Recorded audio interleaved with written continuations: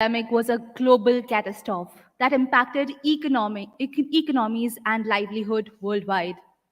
To navigate challenges and criticalities arising out of the pandemic, organizations are trying to understand whether the ways of operating in the past are good fit for a post-pandemic future too.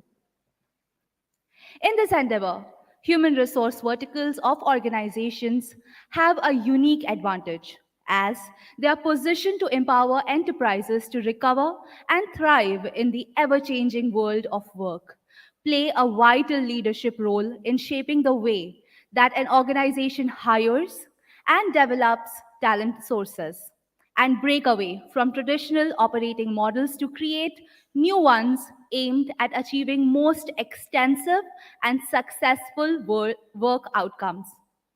To help HR verticals strategically achieve their goals, Fortis Hospital Mumbai is hosting an HR conclave, reinventing role of HR in the new normal in Mumbai.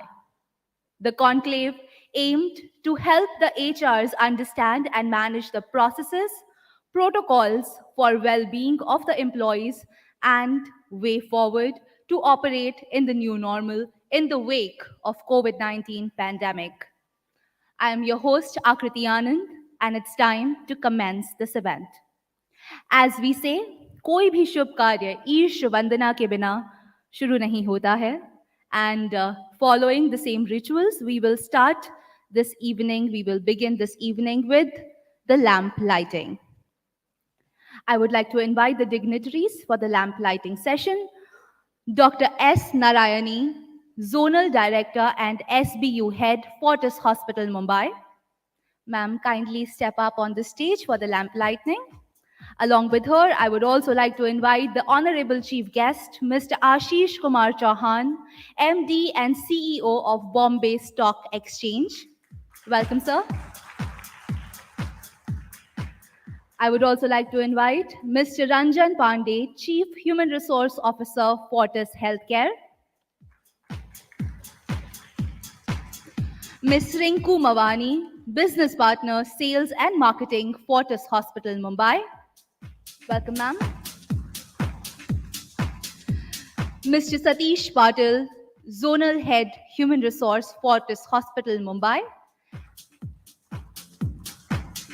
And I would also like to invite Mr. R.P. Singh, Member, Government of India at NIELIT. Welcome, sir.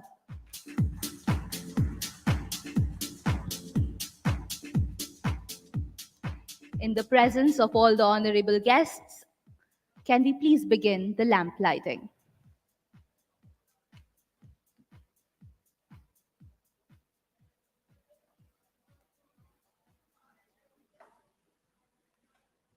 Vakratunda Mahakaya Surya Koti Samaprabha Nirvignam Kurume Deva Sarvakaryeshu Sarvada.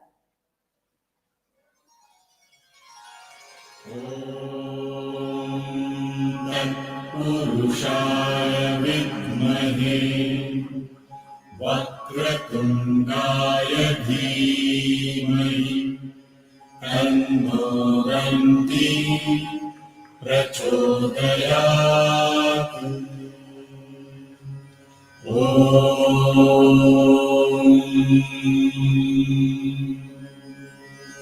Om Tat Purushaya Vidmahe Vakratundaya Dhimahi Tanno Ganti Prachodayat Om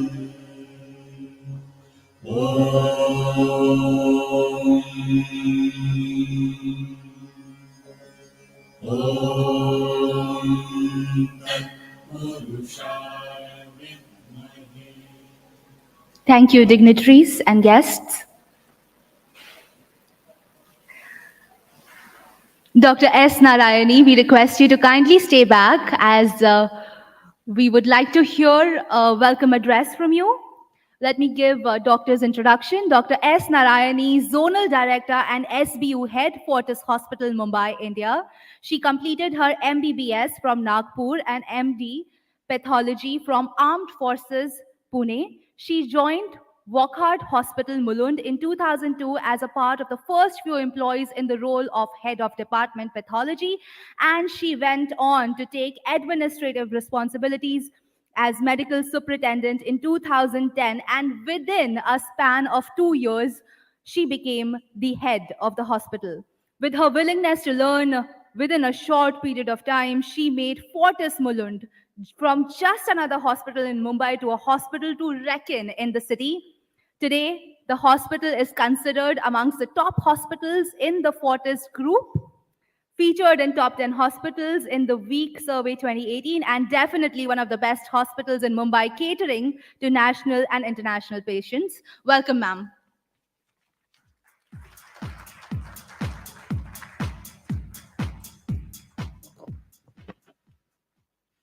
Thank you. Good evening, everybody, and a very, very warm welcome. And a very warm welcome, special welcome to our chief guest of the day, Mr. Shah.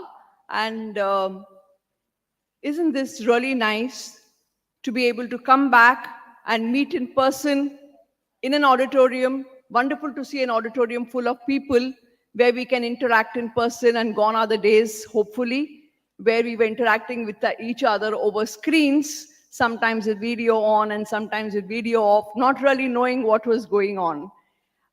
2 years have really changed how we lived, how we worked, how we thought.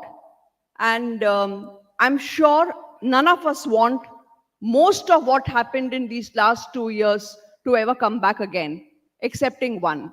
There was something which was really nice about the 2 years of COVID and 2 years of lockdown, and that was no traffic jam. The way, with all of this coming back, the traffic jams have come back, and that's the one thing which I feel all of us could do without. A lot of us struggle today to come to this venue on time, and that's the only bad effect of COVID going away and normalcy returning. So, we thought about this 2 years ago in March 23, when COVID really started happening in Mumbai, and we realized that life was beginning to change.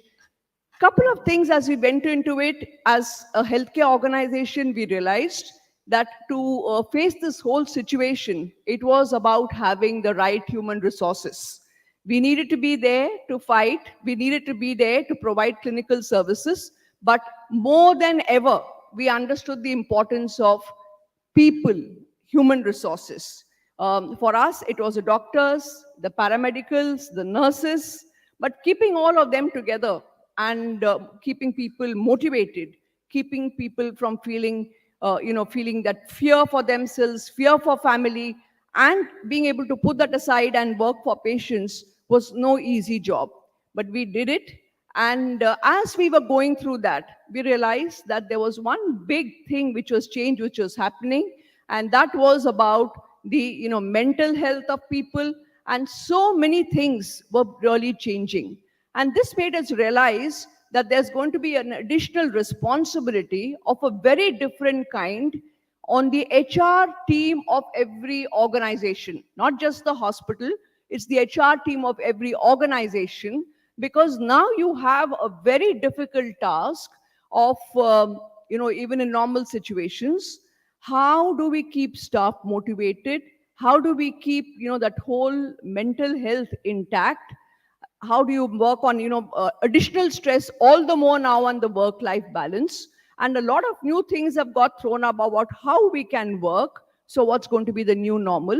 And to be very honest, we've been planning these sessions across the country, and we started planning it right when COVID was just beginning to abate. The first wave abated. So twice we planned this session even then, because these questions hit us hard, and we wanted to know how it is for all of you all, and we wanted to share those ideas. But the first wave came, we planned and cancelled. The second wave came, we planned and cancelled. And finally, we are able to hold this session today. And I realize, and I'm sure all of you all will agree with me, that the questions have not gone away. The work from home may have partially gone away. COVID may have totally gone away. but there is going to be a new normal. A whole lot of things are going to be defined very differently. And so there is going to be a lot of work which we need to do about how we're going to face up to working and life and human resources in the way forward and in the days to come. So it's with this hope of kindling this discussion, exchanging notes, coming up with newer ideas, and recognizing that the HR professionals are going to play a very, very significant role in handling people, which becomes the how the future of the companies will and how they'll work. That's the idea of having this session today. And once again, thank you all for being here. And we look forward to very interesting panel discussions, which will throw up some good thoughts and good ideas for all of us to carry away, which we can implement at our workplaces. Thank you, and thank you for being here. And over to our MC.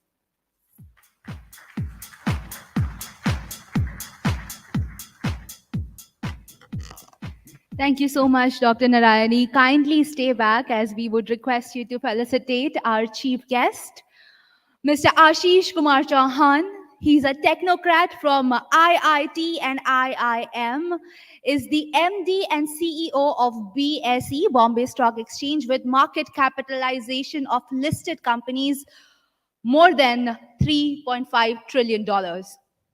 At BSE since 2009, Ashish has helped it become the world's fastest exchange with 6 microseconds response time, completed its IPO, revived its revenues, introduced mobile stock trading in India, diversified in new areas including currencies, commodities, and equity derivatives, SME startups, mutual funds, and insurance distribution, IPO bond distribution, spot markets, power trading and international exchange of Gift City, etc.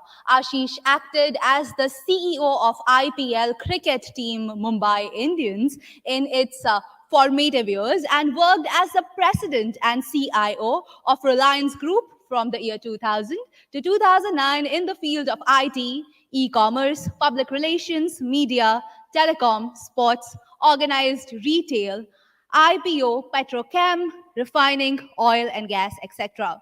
Ashish is one of the founder of NSE, National Stock Exchange, and is considered the father of modern financial derivatives in India due to his work there from 1993 to 2000. He is also the creator of Nifty Index and was in charge of creating the first screen-based trading. He started his career as a banker with IDBI. Ashish is a serial entrepreneur and considered amongst the foremost experts in the field of fintech, market microstructure, transaction processing, corporate governance, finance, regulatory policies, business technology, cricket, and Indian social issues. He has spoken at conferences organized by UN, WEF, WFE, UNCTAD, OECD, Commonwealth, etc. He has been a part of the policy committees of Ministry of Finance, Ministry of MSME, CBDT, RBI, SEBI, etc. He also headed the South Asia Federation of Exchanges, consisting of 20 plus exchanges. He has won several prestigious Indian and international awards over the last 3 decades, including Governance Now, Visionary Award 2021, CEO of the Year 2021 by FOW Asia, Mumbai Ratna, Digital Icon of the Year, Top 50 CIOs in the world, etc. He served on the board of prestigious Indian universities, including IIMs, AJNIFM, NITs, NIITs, etc., amongst his many social activities. He has been nominated as the Chancellor of University of Allahabad by the President of India, a nationally important and one of the oldest universities in Asia, set up in 1887. He is a distinguished visiting faculty at Ryerson University in Toronto and honorary professor at Nottingham University Business School. He has also co-authored a book titled on BSE, A Temple of Wealth Creation, a book titled is sthit pragya, the process of maintaining equilibrium. He has written on his life journey. Can we please put our hands together for the talented, the person who does not need any introduction. He totally deserves a massive round of applause. The chief guest, Mr. Ashish Kumar Chauhan. Welcome, sir.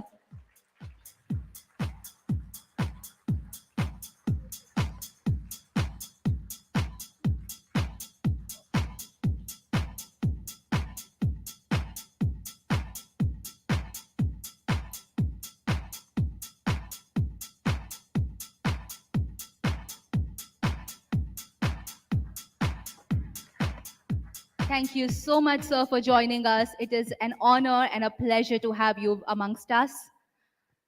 So, since you're here, we would request you to kindly come on stage, say a few words, and deliver the keynote. Can we hear it for the chief guest, sir?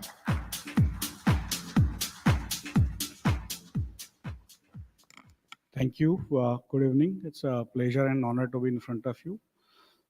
This is one of the, I think, first physical events. Many of you might be participating after almost 2 years. So welcome back to physical reality. All of us have been in virtual reality most of times, except people who go to hospitals.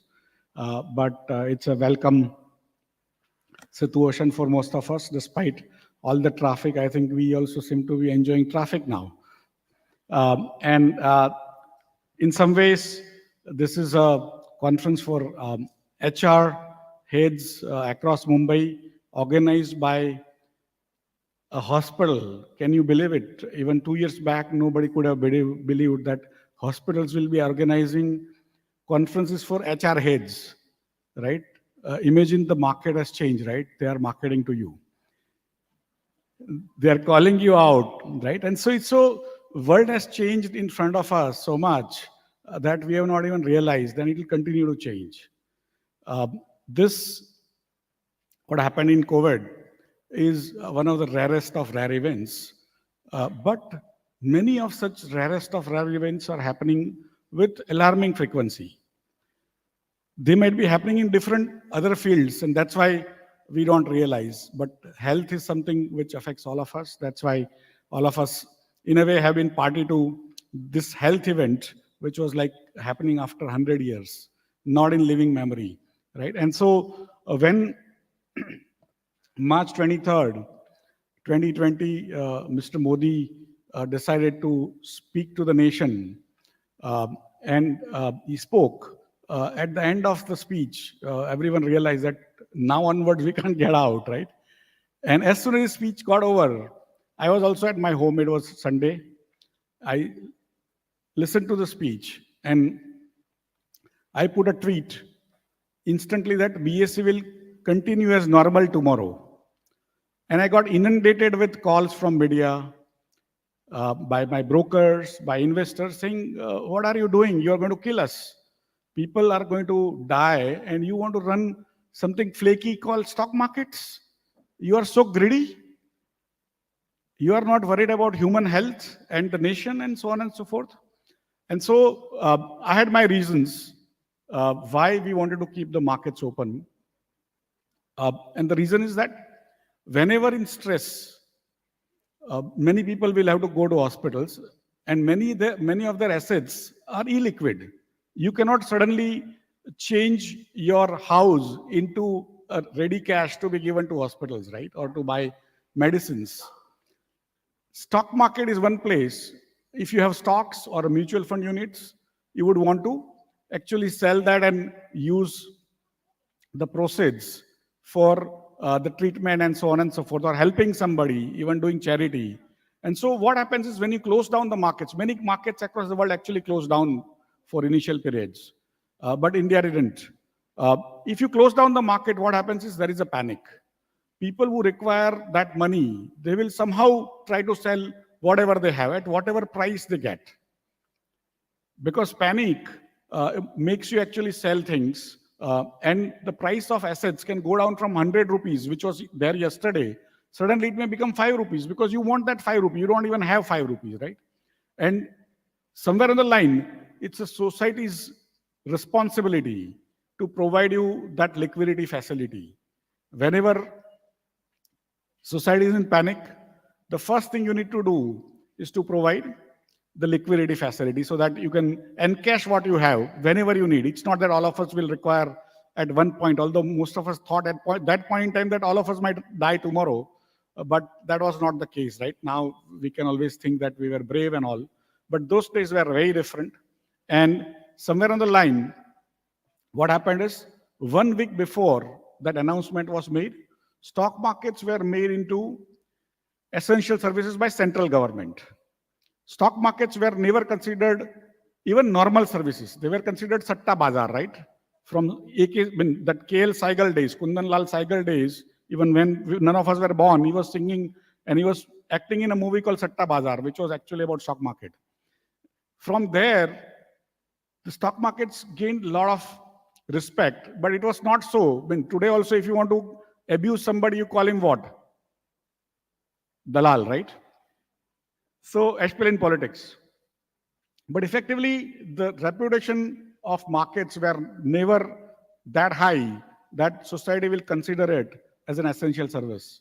But the government was planning for this lockdown of 70 days, and they were not telling us. But at least I got a signal that probably they want us to keep open. And if given a choice, I will keep open. And whenever there is any issue in Mumbai, especially on weekends when all of us are supposed to be at home, whenever there is a Bandh announced, some riot somewhere, some flood, first thing few people in BSc do is they start traveling to BSc. Wherever they are in Mira Road, they are in Kharghar, they just leave it wherever they are. They get into the train or taxi or whatever, they go to near BSc, and there are permanent rooms booked for BSc employees. This is what we call disaster recovery or business continuity plan. So people who were listening to this and had that duty for that night, in case things happen, you need to do this. They started traveling to the South Mumbai, and they reached South Mumbai. They were accommodated in the hospitals or on the hotels, and next day the market started. The problem was that the state governments had not heard of the stock market facilities being considered as essential services. And some of the states who had heard about it, they had not issued notices. Police clearly doesn't like stockbrokers. They did not want anyone on the road. So whoever was trying to go, they were getting beaten up. And we trade on a good day, stock markets of India between BSE and NSE, we would trade around 1 crore rupees. So imagine the kind of money that moves around and stuff like that. And if you don't pay up, it's called pay in and pay out, it's going to be another disaster, which can create a lot of problems. But people actually put their life in danger across the country. We have close to 2 to 5 lakh people working on stock markets any day. Those people were trying to go to office, they were being stopped, they were being thrashed, and still some of them reached out. Some of them could, of course, do it from the homes and all. And finally, we could complete the settlements. Trading is easy because trading is always on computer since 1995. But the settlement part of it, the exchange of money and securities, is a little more tricky if you are not physically there. And that's where India actually changed the world itself in a different way.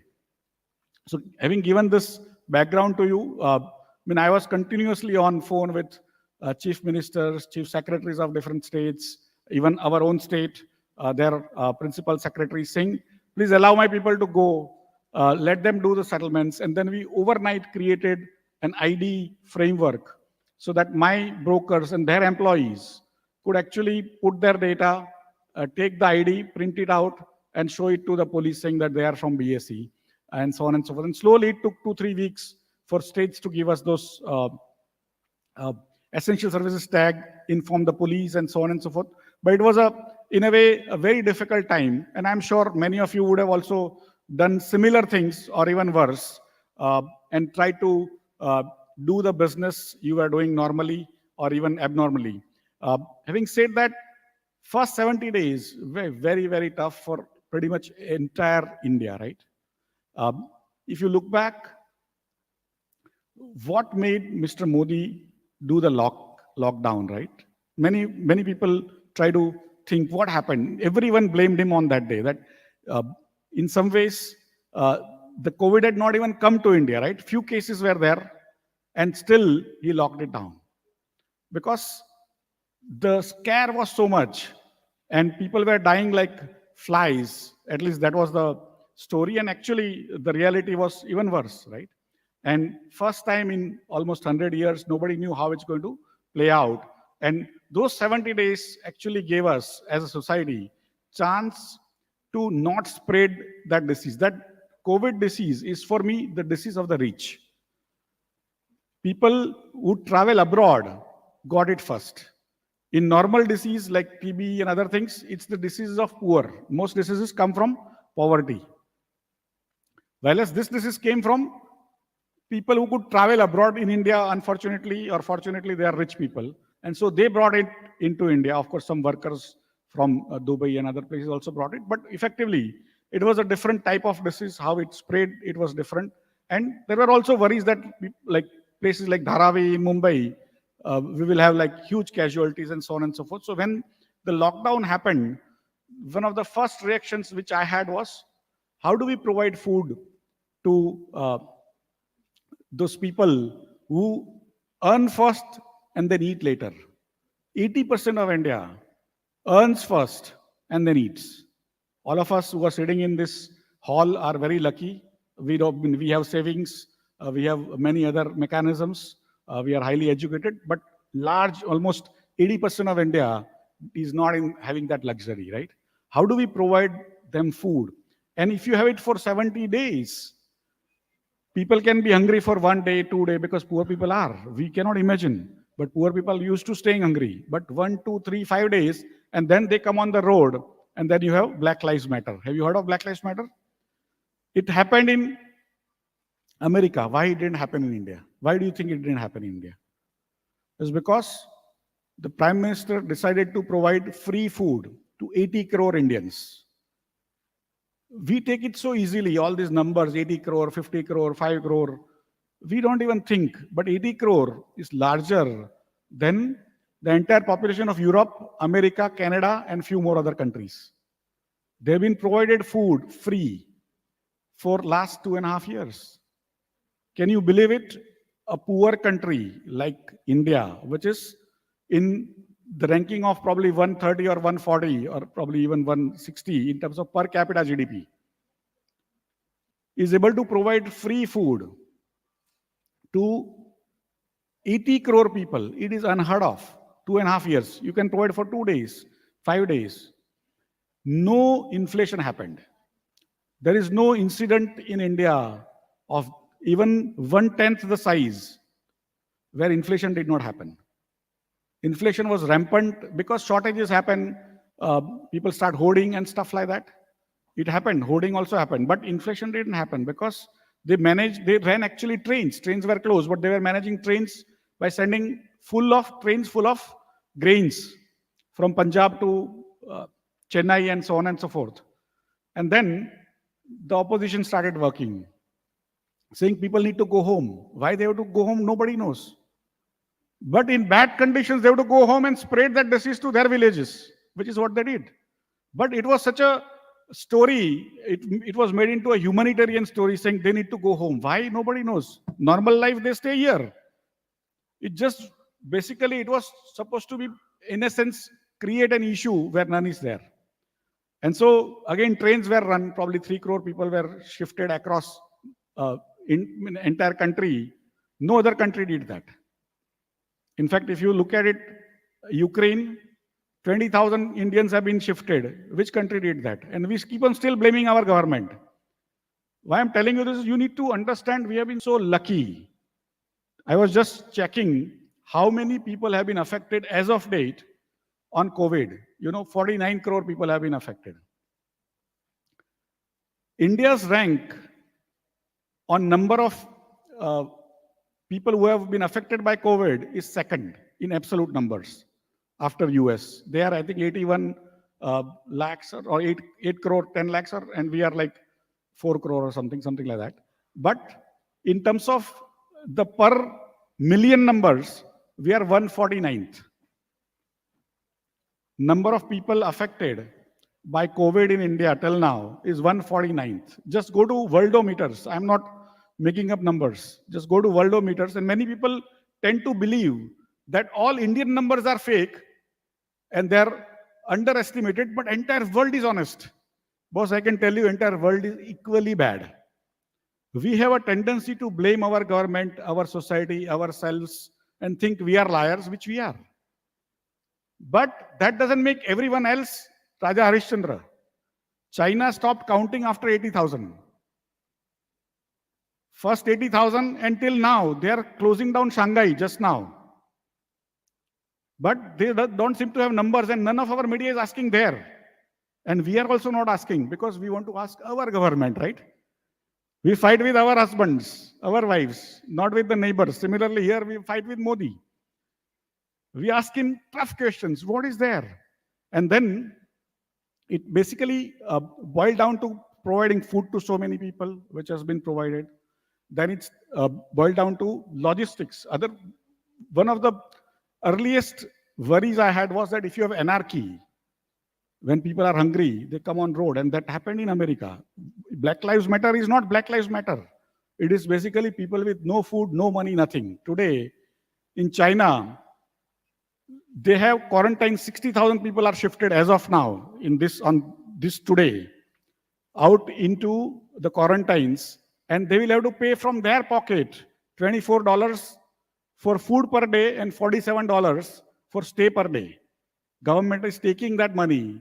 Did any Indian government ask you for that money? Especially for poor people, of course, if you want to go to Fortis, we have to pay. But for municipal hospitals, for other things, nobody asked you, right? And so those are the things that despite being poor per capita, we have managed it unbelievably well. There is no such example. Even in vaccine, the first tweet by one of the vaccine manufacturers was that keep 80,000 crore ready. 80,000 crore ready, you just go back to those days. And India was not supposed to actually have any vaccine. Some of your doctors, you know, that polio vaccine didn't come in 1 month of world getting it. We got it after probably 20, 30 years. No vaccine came on the same date as it goes to the world. And of course, China came out with the vaccine, but which doesn't work. People have taken 3, 4 vaccines and still they're getting it in China. China's vaccine was only basically like Chinese goods. But working vaccines, and the rest of the world, especially Europe and US, went for mRNA vaccines. We went for the traditional ones. And ours seem to be working well today.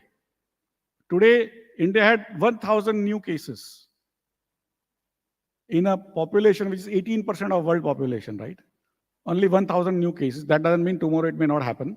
I'm just telling you that somewhere on the line in vaccine also, what they did is that they created a competition. There was none. Because there was a competition, the prices could be brought down. Even then, the way the entire vaccine manufacturing was structured is that the manufacturer had no right. It was actually funded by third parties. The manufacturing line was funded by third parties, and their obligation was to sell abroad, not to India. And then a new regulation was brought in because America brought it in. If we had brought it alone, then we would have been taken to task. America first brought a regulation, and then European countries also brought their regulation that the vaccines manufactured in their country cannot be sent to other countries. And that's under that context. Before that, India had actually exported 10 crore vaccines outside. And if you recall, early days HCQ was being manufactured. We were all trying to take that, but we were also sending abroad. So what happened is, in the meantime, China started attacking on Galwan Valley, right? And we had to also spend money on buying all sorts of things, including new aeroplanes, new ammunitions and stuff like that. And across the world, we had to go and actually create newer friends. All these things, none of us now recall because we have passed through and it happened. Imagine it had not happened. The people who are at the helm of affairs did not do their job. We would have lost a lot of sort of area, but also lost a lot of confidence. Today, what happened over those last 2.5 years is that India behaved extremely responsibly. India behaved extremely generously. Today also we are sending vaccines, we are sending even wheat, rice to Sri Lanka. Sri Lanka is in trouble, you know. We have sent to Afghanistan a lot of trucks, right? And things like that. We have sent doctors abroad and so on and so forth. In a way, last 2.5 years have told me one thing. I speak at UN conferences even now, and because of Zoom, it has become easier to speak at 3 places simultaneously, literally. That either India is not as poor as it is made out to be, or West is not as rich as we think it is. With our per capita income, you know how much our per capita income is? $2,000 per person. You know how much America is? $66,000. They are producing, at least in theory, 33 times more money, but they are having 6 times more infection rates. And on infection, they have 6 times more death rates with all their mRNA vaccines. Today also, America is getting 1 lakh new cases every day. You're not hearing. But why I'm telling you this is, literally we are lucky to have a leadership, a country which has come to a place where it is so confident, but quietly, that it is able to manage its own vaccines, produce it in billions, create a new overnight an application. Nowhere in the world it is there, COVID. COVID was created overnight. Arogya Setu was created overnight to ensure that everyone who is moving around knows that they had been in touch with somebody or not. And all of us were resisting about privacy of data. We don't mind giving it to Facebook. We don't mind giving it to Instagram. But we mind giving it to our own government who is giving us free food. We incite people saying, do rioting, and still nobody does. Do you think West Bengal, if things had gone wrong, people would not have rioted? Because West Bengal government wants that, right? Still, riots did not happen. Because the work that has been done has been phenomenal. And somewhere on the line, we are lucky to have this kind of leadership, this kind of commitment, because they also could have gone home, done the bhajans and done nothing, right? Which is what used to be called administration earlier. And that's where for me, somewhere on the line, over last 10, 20, 30 years, India, which was basically a third world country, today has come to a level where it is going to lead the world in many, many areas. Some of them you are aware of, information technology. When the lockdown was done, it was assumed that India will not be able to manage the back offices and software for the rest of the world. We not only managed ourselves in terms of IT well, our Paytms worked well, and so on and so forth. All the payment system today, we are doing 5 billion transactions a month. Nowhere, China doesn't do even that. America doesn't do that. But people were saying that because India will fail, the rest of the world will fail, because almost 20-30% of the services for Walmart, for Tesco, for anyone, including banks, ATMs, across the world is done through India.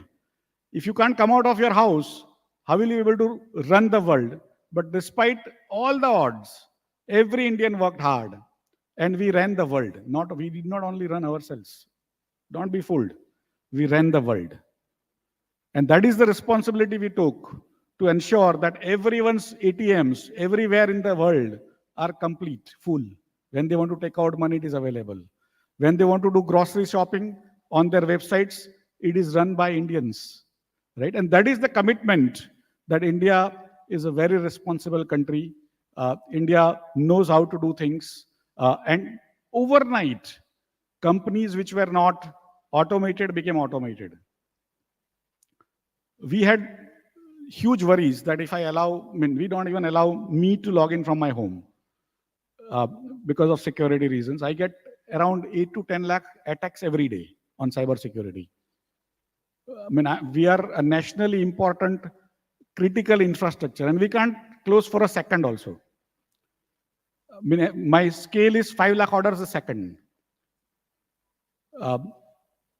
And response time is 6 microseconds official. I give you a 2 microseconds. In 1 second, there are 10 lakh microseconds. So I give you response at 500,000 of a second, right? Those kind of numbers. And if any one of you log in from home and some virus comes in, we are dead. But overnight, we had to develop methodologies so that people could, of course, first few days they stayed in office, but slowly we had to send them home and still they could run, which they are still running. But effectively, entire India worked. And for 1,000 years, we were not in the race of technology.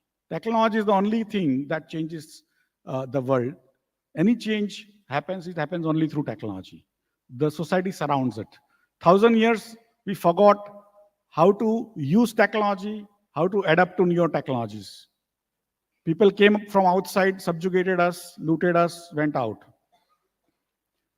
75 years of our independence, that's where we have now developed a capability where earlier we were not even in the stadium when match was happening. Today, we are on the front line. First time, whether it is in biotechnology, vaccines, we are pretty much providing to the rest of the world. All the medicines we are providing to the rest of the world. If you look at robotics, you can see nowadays some sort of newer things like in Republic Day, you can see just above Rashtrapati Bhavan some thousands or 2,000 drones working out and stuff like that. You have 3D printing, you have genetic modification everywhere. Indians and India are at the forefront. And next 50 years will create wealth that has not been created in last 10,000 years. Because the technology comes in waves, technology creates wealth. Last 400 years created more wealth than last 10,000 years before that. But the waves are coming so fast that next 50 years will create more wealth than last 10,000 years created. And that is where India is going to be now a front runner in that game. Who creates wealth is technology and young people. Young people learn newer technologies, not old people. India is the youngest nation in large countries. China has become old. Japan has become old. Europe is old. America is getting old. We are the only young country, forward-looking, technology-oriented. Every technology you say, now Indians are leading.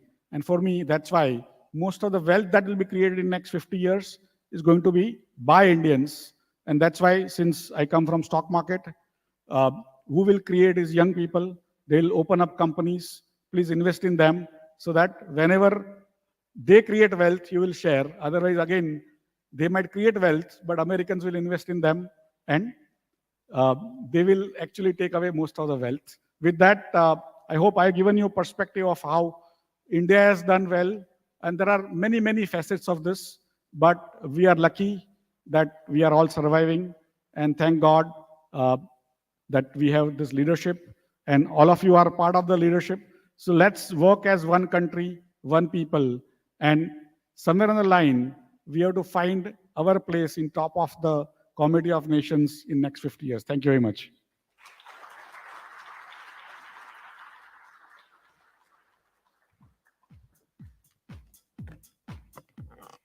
Thank you so much, sir. And we can't agree more. India is in the forefront now, and we are going to be the youngest country. And with the dedicated workforce like you all, nobody can stop us. Well, in the beginning, I had the opportunity to speak with some of you, and I could see the eagerness that each one of you have for the panel discussions. So, my friends, it's time now to commence the panel discussions. Designed to encourage delegates, debates, opinion sharing, present best practices, and provoke forward thinking in COVID times, HR leaders need to rethink workforce, employee planning, management, performances, and experience strategies. My friends,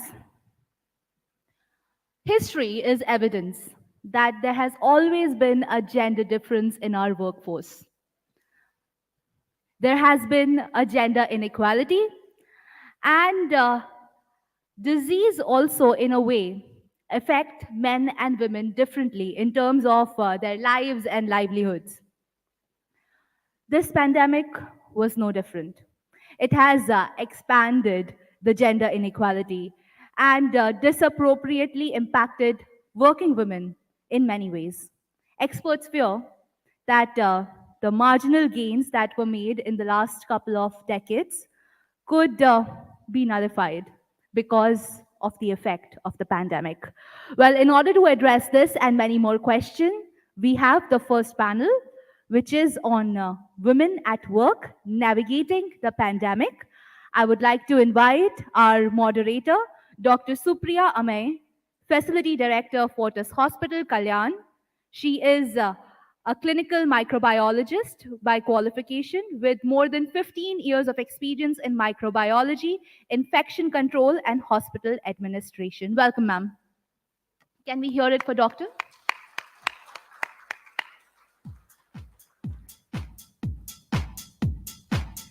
Well, ma'am, please settle down. I would now like to invite the panel.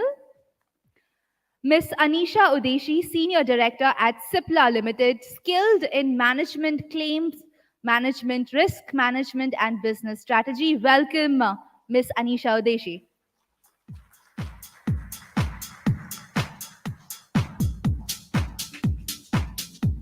Ma'am, kindly settle down. Up next on the panel, we have Ms. Urvi Aradhya, Group Chief Human Resource Officer at K. Raheja Group. She has been instrumental in inducting the choicest talent pool and integrating the best people practices. Welcome, ma'am.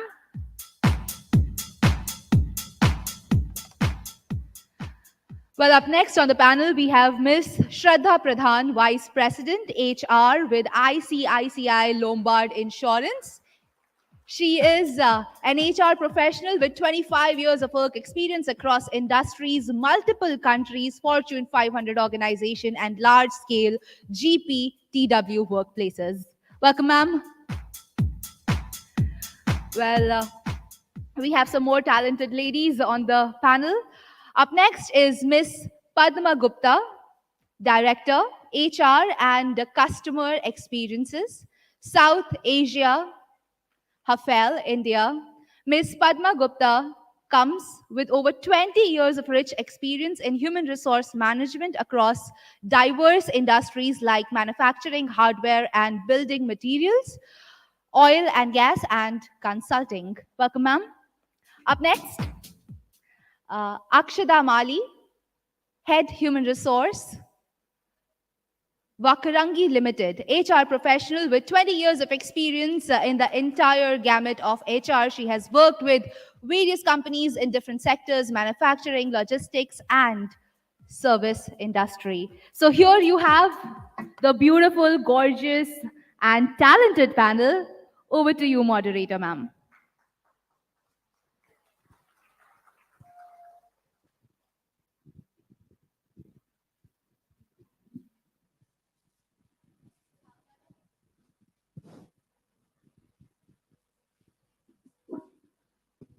Hello?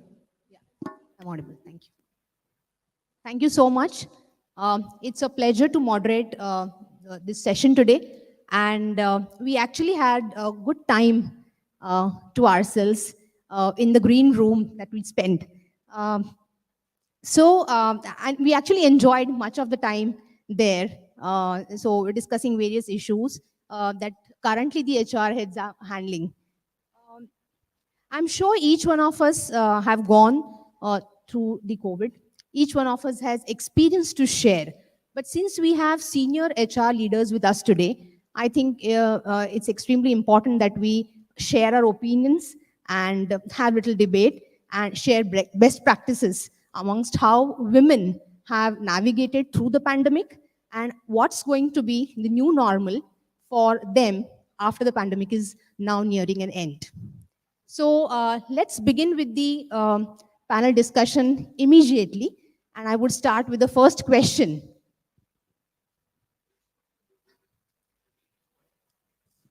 The first question I would request Padma Gupta.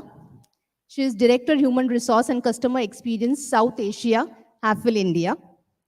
Madam, the first question to you is, what are the key shifts that women workers are finding in their lives as now the pandemic is over? Is it a new normal or back to pre-pandemic era? Thanks, Dr. Supriya, for the question. Good evening, everybody.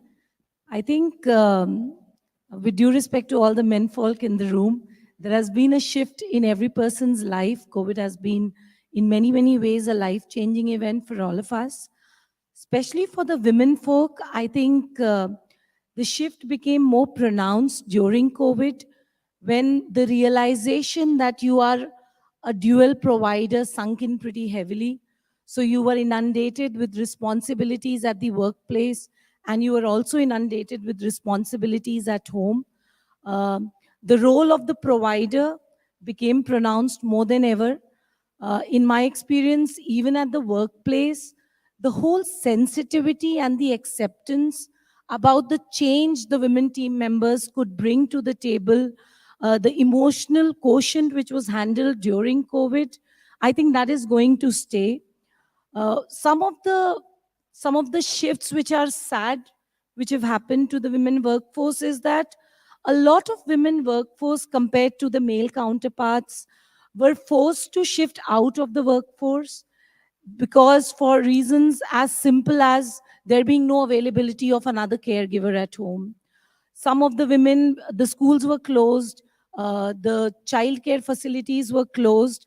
So the easiest option was for the women to step back from the career and the profession side and move on to taking care of that. The other thing which I felt has changed and which might become an expectation is the whole lot of expectation that you can play two roles. So now that you can work from home, when you ask people to report back at home, the resistance is far more from the women workforce. And I see that shift happening because the reasons and the demand are so compulsive, much more on the women than their male counterparts. So to me, that has been the most prominent thing which has happened as a shift. The realization that women are good, they are dependable, they have an extremely high EQ. The way they conducted themselves in the workforce was commendable. But sadly, the other side of the same coin, that because you can do both, so the pressure to remain strong is way more. Right. To answer the second part, I think none of us will have a pre-pandemic normal ever again. Correct. I think the new normal and the newness about the normal is here to stay. Some in good ways, some in ways which we will have to work again. Thank you so much. And I'm going to come back to you again at the end. So my second question is going to be for Urvi. How are organizations getting impacted? So we just spoke about the shifts, which Padma explained. Now, how are the organizations getting impacted due to these shifts? All right. So taking further from what Padma said, COVID has impacted to a large extent social and financial fabric. However, women were hit the hardest. While there is still residual impact of COVID on the economy today, it has a major regressive impact on the gender equality among the corporation. I think that's the key thing which we are talking about here, that how it's impacted. And to corroborate this, I would actually like to share some data point and some statistics. Recently, there was one survey done by Center of Sustainability of Workforce, and it was observed that in India, about 47% women lost their job, as against only 7% men who lost their job. So there is a stark difference coming in here. A second survey by McKinsey suggested that women face 30% more workload on their family responsibility, on what like Padma was just sharing, Right. that's actually again has taken a big toll on women's mental health, their physical health, and that is going to actually impact, and we are going to see that impact now, actually, because women are, they have started taking calls on how they want to address this issue, what they are facing of this. So let me just tell you what's the biggest impact. There has been a lot of good work which has been done by most progressive organization in bringing in a very good amount of gender equality. And that is actually fearing to be wiped off if this continues and if women take a call.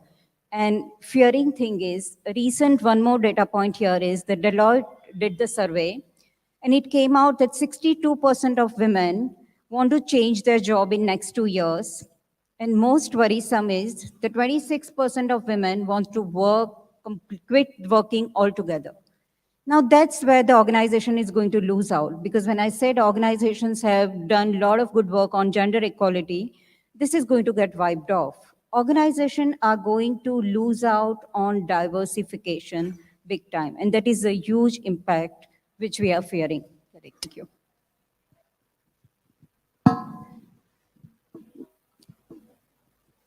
Third question to Anisha.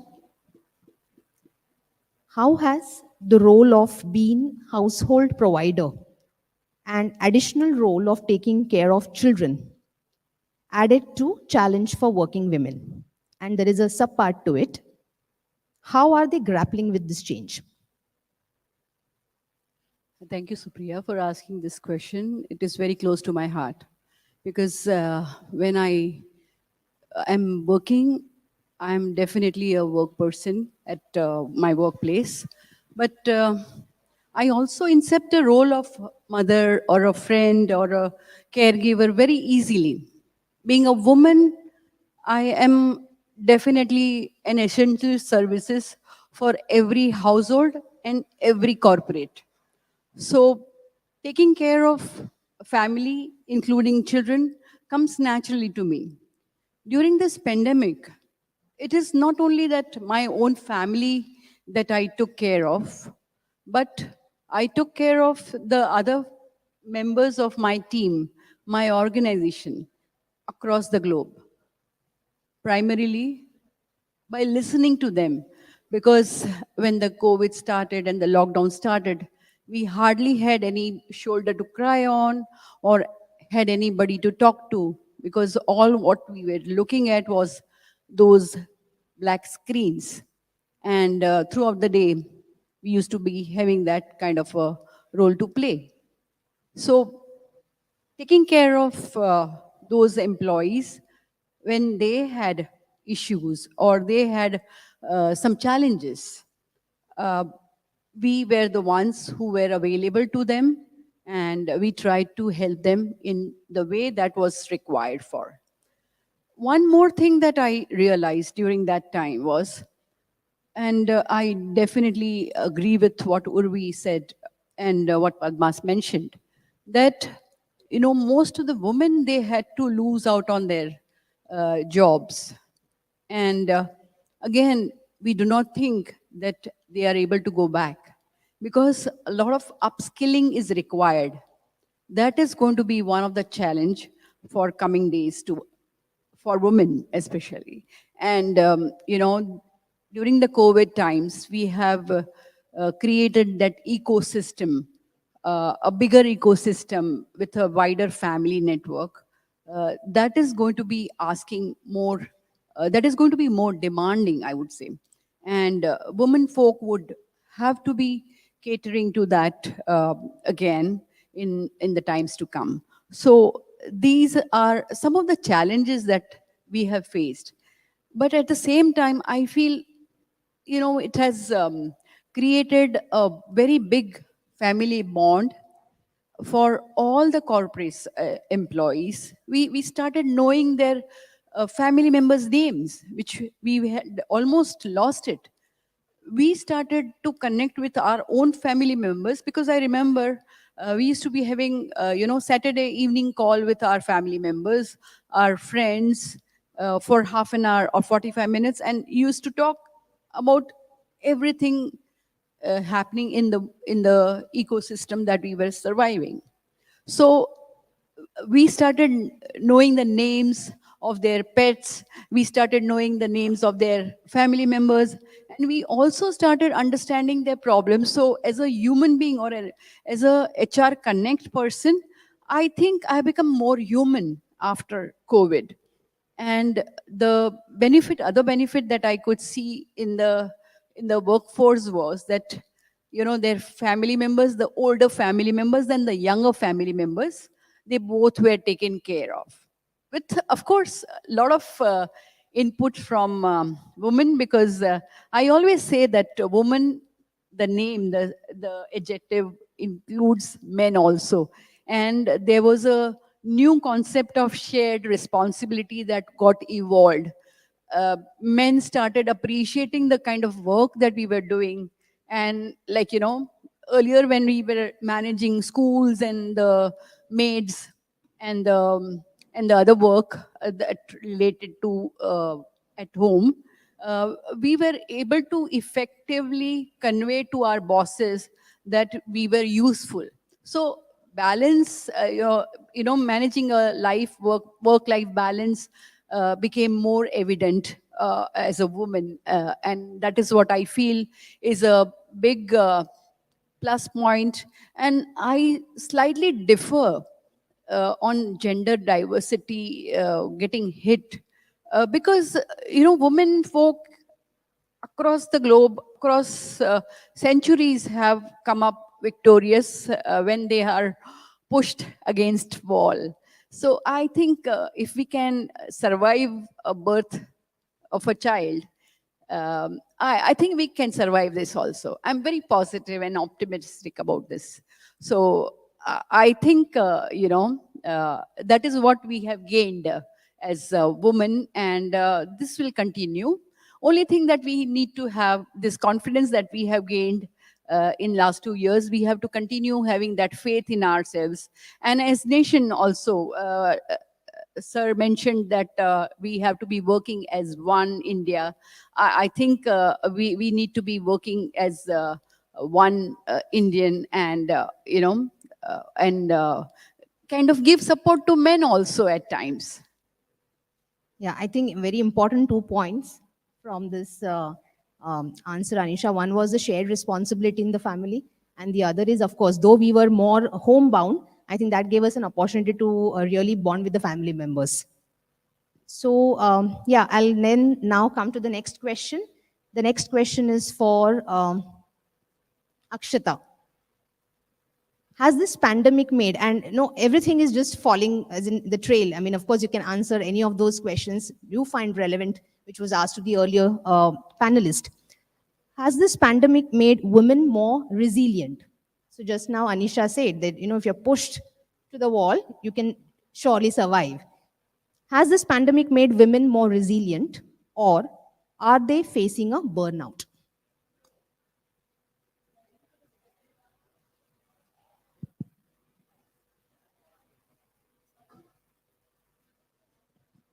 Thank you for this question. So, well, since we are all happy that this pandemic is coming to an end, but the struggle the woman is juggling between the family and work is always a challenging, has always been a challenge. But the percentage that is there during the pandemic was much more, because there was no facilities that were available in the market. There were no facilities of a childcare. There were no facilities of any maids entering to the house. So women had to play a dual role of managing the work front and managing the house, which aided to the burnout. So the organizations during that time were liberant. They understood the fact. In fact, when we started the organization, we were liberant of telling female employees to join organization only when they feel that they are comfortable in coming back, which means there was a time period that was given to every female employee to manage their work front and manage their household activities too. So for example, if I had to say, if we started the organization in April, we had given a well in advance information to all the female employees, considering the fact that they were very stressed out with the fact of that the office is going to open. when the COVID has not stopped. Correct. So that was the main burnout area wherein we had got calls from a lot of female employees saying that how do we manage this part? Things are closed, COVID is still there, pandemic has not stopped, but then still the offices want the employees to come back. So how would they face the situation? So considering the fact organizations had given a liberal time for the females to manage everything, get it settled, and then relax and come to the organization. So that was the best part that the organizations did. Second is there were lots, since there was a lot of burnout in these females, just to relax, make them good. There were a lot of wellness sessions that were carried out. So a Correct. lot of yoga, meditation, all of these sessions, which aided to the well-being of the organization and the female employees. All of those were introduced. So this was all. There was a positive, like there was a recovery phase. Plus, there were a phase where the burnout was also there. Both these things were addressed during this time. I think HRs across have really made it very flexible for the working women across. And I'm sure, I mean, the healthcare is one sector where we really, we were never home. So one task force, I mean, where women are found 90% of the times is the hospitals, where our nursing are the front facing. And of course, yes, I mean, we did face a situation where they were really getting fatigued and they were getting tired, because this was the first time that we were exposed to wearing personal protective equipments. And when the pandemic actually started, it was the month of the April, when the weathers are so bad. But in spite of all that, our HRs, our organizations were really supportive, and with their support, we were able to go through this difficult 2 years. So yeah, the point taken that HRs throughout were very flexible, and which made it very easy for the women Just to add here, as you said, the organization was flexible in the timings. The timings were flexible, timings were introduced only for female staff, considering this pandemic situation.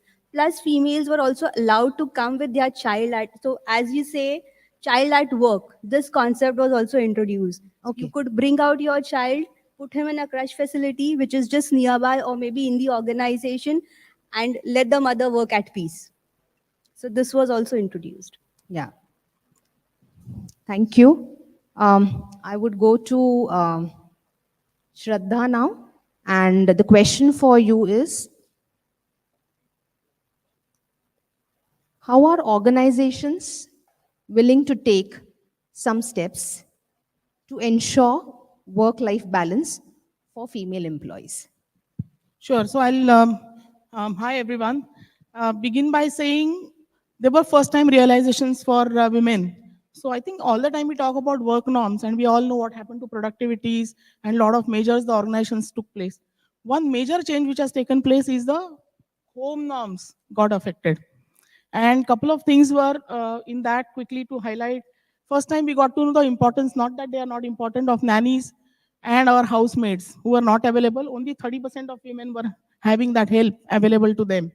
Second is importance of schools, because kids were all the time home and that took a lot of time of all the mothers and caregivers to various forms of people or dependents available to them.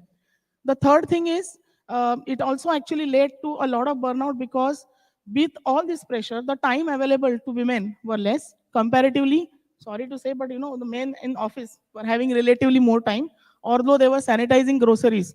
Apart from that, all the entire otherwise work, sometimes I think some people have been kind enough to help, but I think that challenge has led somewhere to the career limitations and a feeling of inefficiency and lack of confidence. And that has led to the burnout. Some of the things the organizations have done, and it's not necessarily only ICS alone, but I think we also did a lot of it to kind of cope up. First, which we did was the training of entire workforce, how to operate and upskill yourself in the virtual working. Second is we required whom to go to, whether it's men or women, more for women. And apart from employee assistance program, I think what was required is your immediate managers and senior leaders to be available. And we launched what is called, we call it as one aisle wave, and wherein all skip managers sat down and had conversations one-on-one, especially in the second wave, where it was quite frustrating. We had lost a lot of our near and dear ones, and this really helped to cope up. The third thing is flexibility and learning and development. So a lot of things were done and made it available for people, especially for women, to go and access as and when she was or he was free. So it was for both, but I think in terms of advantage, it was more to do with women. We did not, in fact, we increased the entire reward and recognition online. So much so we launched the online portals through which we publish what we call Vishwas, our guiding principle stories, how we stuck to the guns. All of you have experienced claims. Many of you must have bought insurance from us and other insurance companies. And shoulder to shoulder, some of my colleagues in the office were working and giving stories about how are they caring. We set up COVID line, helpline, which had hundreds of things available to them. So while we converted home to office, the officers were also getting converted to hospitals, right, doctor? Yes. With all oxygen machines getting available and so on and so forth. What we created finally at the end of it, while we come back, is the ergonomic home. The furniture which was never there in my office is now at my home. But at the same time, I think what we need and what ICSI Lombard also is working is the comeback to made more smoother and more easier to bringing flexibility in the flexible norms while we come back to hybrid. So for that, we are coming up and we have announced already the steps, a step by step, in state by state, team by team, that we are coming to work. Because offices are no longer required, it's become a luxury physical office. So virtually we remain connected for some of the functions where the flexibility is useful. Otherwise, I think the flexible working will continue for us, for both men and women, but for women, it will be more advantageous given the challenges that I spelled out. Thank you so much. Of course, yes, and this question is going to come to all of you because you represent various sectors, and therefore it's extremely important for all of us to know how different steps you are going to take at your organizations to make it more easier for women going forward. So, yeah, Padma would like to. Now I have two mics. So very quickly, of course, we are doing a lot of things for women by allowing. So I know in my organization, there are so many women who've shifted back to their native places. And for the first time ever for certain roles, we have explored the possibility of work from anywhere, something which we would have never thought before the pandemic. The second thing which I want to add, because, you know, we are so busy looking at the women that, and I have personally led these initiatives, the most cases of depression, worry, anxiety, surprisingly were there in the men. While women were overworked from the sheer physical load of it, I had so many men colleagues who were having anxiety. What if I lose my job? What if I come to the workplace and I lose my life? What happens to the family? So I think that is one aspect which was very well tackled in a lot of organizations, I'm sure. I remember I have taken N number of sessions on preparing men how to break from the stereotype, how to allow the female counterpart to also pursue the job because tomorrow is uncertain. So I think that aspect is helping the women directly when you prepare the men folk for the reality which is there for both of them. Correct. I think one of the things which has come up prominently, I forgot to mention that, is the emphasis on inclusion for females. And which is why we have tightened and strengthened and launched a lot of things under our umbrella of diversity, inclusion, and equity. And wherein, there are three agendas here: train people, sensitize them, which is what Padma mentioned. Second is about be very assertive and clear what is not on. So take head on and tell people this is not what is on. Because as we're coming back to hybrid working, we are seeing insurge again back in female, people, professionals quitting. And the third aspect is basically, keep on strengthening your, intake of women by making up more practices and policies much better. So, okay, I'll just keep it quick. We have 5 minutes. So there are two key aspects which I would like to share here. When I shared the data that women bore the brunt of the highest amount of job losses, we started the program, very structured, very focused program called Relaunch, and whereby there were certain vacancies were kept open only for women because we want them to come back as much as possible into the workforce. That is number one. Second is, yes, we realized that they needed more flexibility. So we worked around a lot of roles and responsibilities, and we identified, and we have woven a lot of policies which allows this kind of flexibility and staggering them coming back and then, so that they can navigate their ecosystem properly. So these are the two key things which I would like to highlight. Thank you so much. I just want to add one thing, because I think a lot of compromises were being done by women folk as a caregiver or as a worker.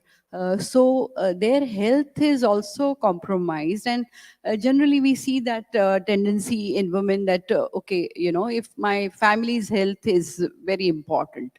So I think in an organization like us, we are also taking initiatives, leadership initiatives in making sure that women's health is at priority. Women's health is given a priority, and for that, so many maybe some kind of workshops are being held out, and also some support for women's wellness is being extended. Thank you. And then last one is Akshita to answer this question. So to understand that whether there has to be an equality. So considering that, men's and women's are treated equal. So there has been a lot of inculcations that were given by the organization, considering that women's have to should have all the flexibility rather than men's, like work-life balance, to maintain their work-life balance. A lot of things were added into their kitty, but rather men's were not given that kind of leverage, considering that women's had to take that extra effort to manage both the front. All right. So it was great interacting with all of you. We are coming to the end of the first panel discussion, which was Women at Work Navigating Through the Pandemic. And I think to sum it up all, I can say that certainly there was a great challenge for the women to handle both the fronts, the household as well as the work. But I must say that the HRs and the organizations across all the sectors have really been very flexible towards the women, and they have really made some of the policies easier for them to navigate through the pandemic. So some of the words and these things that we have picked up on the discussion is the relaunch, which the Urvi said. Flexibility is something that all of you have mentioned. Resilience, which came out very commonly in all the panel's discussions, and mentally they had to be strong. So one-to-one interactions and counselings, which happens during the pandemic, and I'm sure these sessions will continue even going forward. So thank you so much. It was indeed a very fruitful discussion. And anybody has any questions? We have still 2 minutes to go. I can have one question. Anybody?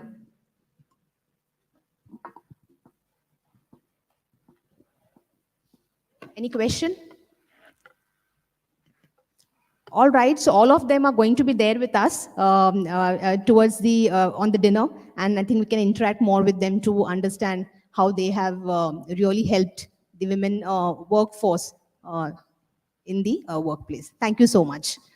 Well, thank you so much, panelists and our moderator, for beautifully concluding the entire session. We request the panelists to kindly stay on the stage. We would like to felicitate you. Requesting moderator, Dr. Supriya Amey, to kindly felicitate Ms. Anisha Udeshi, Senior Director, Cipla Limited, panelist.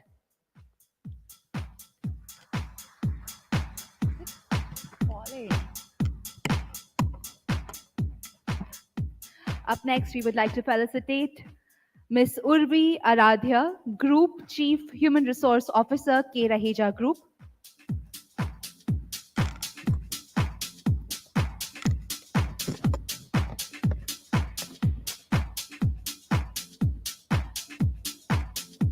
Up next, we would like to felicitate Ms. Shraddha Pradhan, Vice President, Human Resource, ICICI Lombard Insurance.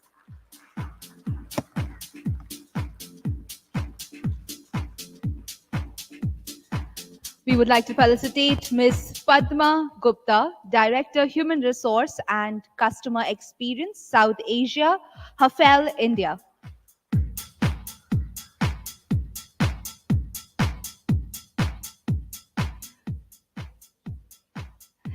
Inviting Ms. Akshata Mali, Head Human Resource, Vakarangi Limited.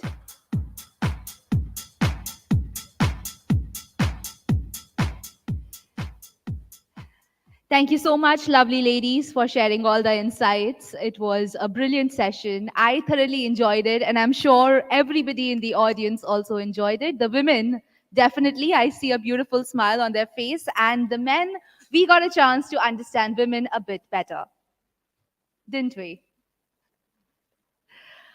The new coronavirus COVID-19 pandemic is unprecedented in recent history, with global impacts, including high rates of mortality and morbidity, and loss of income and sustained social isolation for millions of people.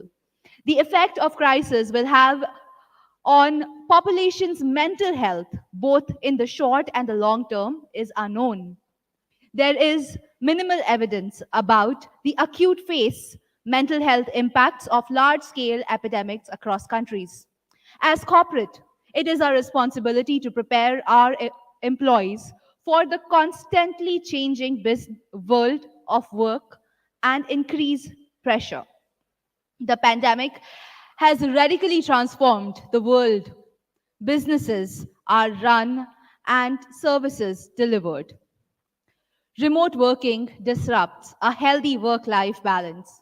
Face-to-face contact and human interactions, which were considered so essential for emotional well-being, have taken a backseat. The next panel discussion is going to address all these issues. Panel discussion is on employees' mental health and COVID-19, learnings and way forward. I would like to invite our moderator, Mr. Kunal Punamia, Chief Executive Officer, SL Raheja Hospital, a Fortis associate, on stage. He is a healthcare professional with an administrative experience of over 18 years, a doctor by chance, but an administrator by choice. Kunal has a strong exposure in clinical and non-clinical administrative aspects of hospitals, with key interest in project costing of services and clinical program development, including academic programs across various faculties. Welcome, sir.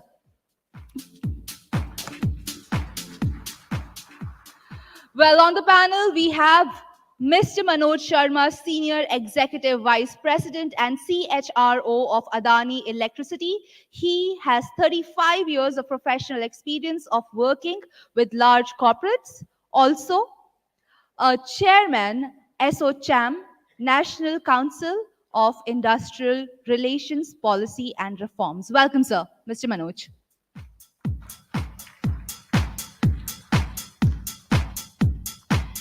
Well, joining on the panel, we have Mr. KEP, Geo Unit HR Manager with Schamberger, with more than 23 years of experience. He is managing many functions within HR like transactions and payroll, processes and systems, master data and data analytics, HR services, and now HR management, being the HR manager for India and Bangladesh. Welcome, sir. Well, joining on the panel, we have Mrs.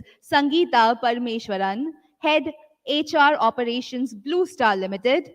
So, Sangeeta Parameswaran has traversed a multifaceted journey of over 2 decades across the vital functions of human resource, corporate communication, and digital marketing, as well as corporate social responsibilities across renowned companies such as Blue Star, Bombay Dyeing, and Kaya Life. Welcome, ma'am.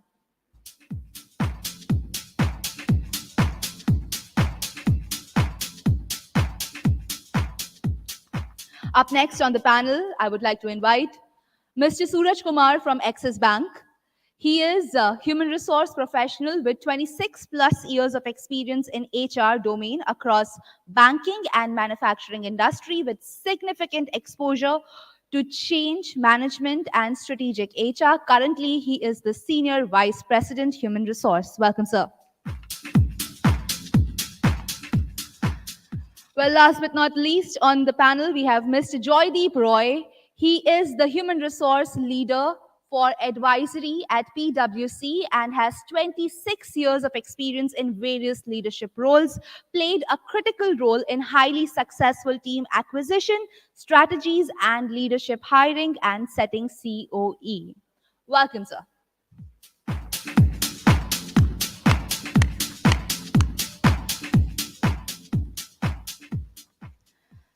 So my friends, this is the panel and we are going to discuss about employees' mental health and COVID-19 learnings and way forward.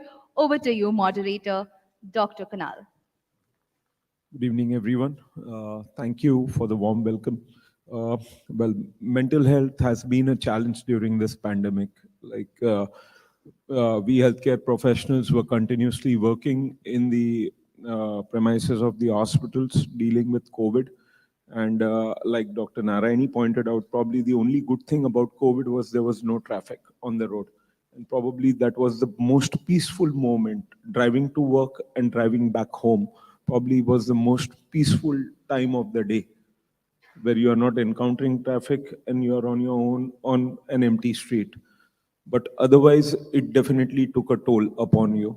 You were always at a risk of probably carrying home an infection, infecting your loved ones, and probably thinking what's going to happen. So while you have got responsibilities, while you are dealing with various authorities, you're getting calls from various patients, you were at all point of time always worried about what's going to happen to you, what's going to happen to your loved ones, what's going to happen to your colleagues who over this time have bonded more with you in these difficult times. And we take this opportunity as a panel to discuss what we have encountered, what we have learned from it, and how we will take this forward, how we will probably change our methods of working to ensure that if we encounter something like this again, how we are going to be well prepared dealing with it. So starting with it, my first question to Joydeep, how would you go about to address the problems of employees' mental well-being at work? Hi, good evening, everyone. So I think, very importantly, the workplace post-pandemic has really changed. And I don't think we'll ever go back to the pre-pandemic era in respect to experience. What we realized is that we all live in experience economy. And experience economy when we actually live. But during the course of the pandemic, what we realized is that workplace also happens to be a very socialization place, right? And it leads to two things. We all exist in our day-to-day life, and we also lead our life personal space, social space, as well as professional space. And not necessarily that in all three spheres of life, we are equally successful or equally creating the impact. Largely, professional and the social, or the professional or the personal, when we choose to exist. What we realized is post-pandemic, most of us have done all the tactical pieces of managing crisis. All the corporates have actually done it, little bit here and there. Some learn fast, some learn slow, right? But largely what we actually realized is the behavior piece in respect to from the leadership to the manager. You would all realize is that the muscle memory, something when you are actually in office, the way you socialize with your people, and suddenly when you are asked to go remote, the first thing we realized that attributes that we are born with are very different from people to people. And that to acquire that skill, it is going to take some time. So the first thing we realized is that the caregiving, the remote care, the manager, the way they are interacting with the people in dealing with the uncertainty, that was the first challenge we realized, that these interactions need to change. This interaction is not going to take care the way it was happening. So the remote care is the first pieces that we wanted to attack, that, okay, how exactly you are interacting with your own people. And this is where the well-being of paramount piece. So remote care is the first choose that we actually chase as no, people are getting impacting. Number one. Number two, let the people realize that how and where you are actually opening up. People have to first accept it, that when they are into foreclosure of their home, that yes, I need help. And the first thing that we realized, who is going to actually help them? And there it comes that, okay, somebody has to talk to them. They have to open it up from that perspective that, okay, I need some help and somebody is actually available. This realization also took some time of constant reinforcement to them that please come to online, book yourself, go and take care of yourself. And this were parallelly, if they're not actually doing it, it was also told to their people manager to actually do it. What I'm trying to emphasize is that post-pandemic, the ecosystem that each one of the corporate took place, that, okay, I'm here to take care, and the ecosystem was created, that I care for you. And I care for you, it was ingrained into, not only into the ecosystem, into the muscle memory and the, into the skill of each one, that yes, you are there for the well-being of your team. And I think this is the important learning that we have all learned over the period of time in last 2.5 years to make the workplace more inclusive. When I say in place of inclusive, it is very important for us to all understand that what are the areas while unknowingly we are creating exclusion for our own people. We also realized for our millennials, right, in a consulting where 70 to 80% are actually the millennials. We realized that whom they were actually calling friends over a period of time, they were actually acquaintances. And all this crisis, if they are actually needing their help, it was they are coming back to their corporate, to the HRs, to the respective managers. And I think this was very important to let them realize that, okay, yes, we are here to actually help you, we'll stand by you, and we'll also equip you what exactly you needed. This also helped us to be closer to the families, to make them understand that the values that each one of us actually stand for as a corporate come closer to it. And we've also realized that, okay, since one of us who stood by them and let them realize post-pandemic, what we are seeing, the spiraling, the great resignations, great reshuffle that we're actually talking about, it needs to be understood from the fact that our job descriptions, our role, have to talk more about the career pieces, the culture pieces, actually the value pieces, and it has to be consistent over a period of time that we need to stand by. And they should miss something that if I am leaving a manager, I'm leaving a corporate, what exactly I'm going to miss when I'm going somewhere else.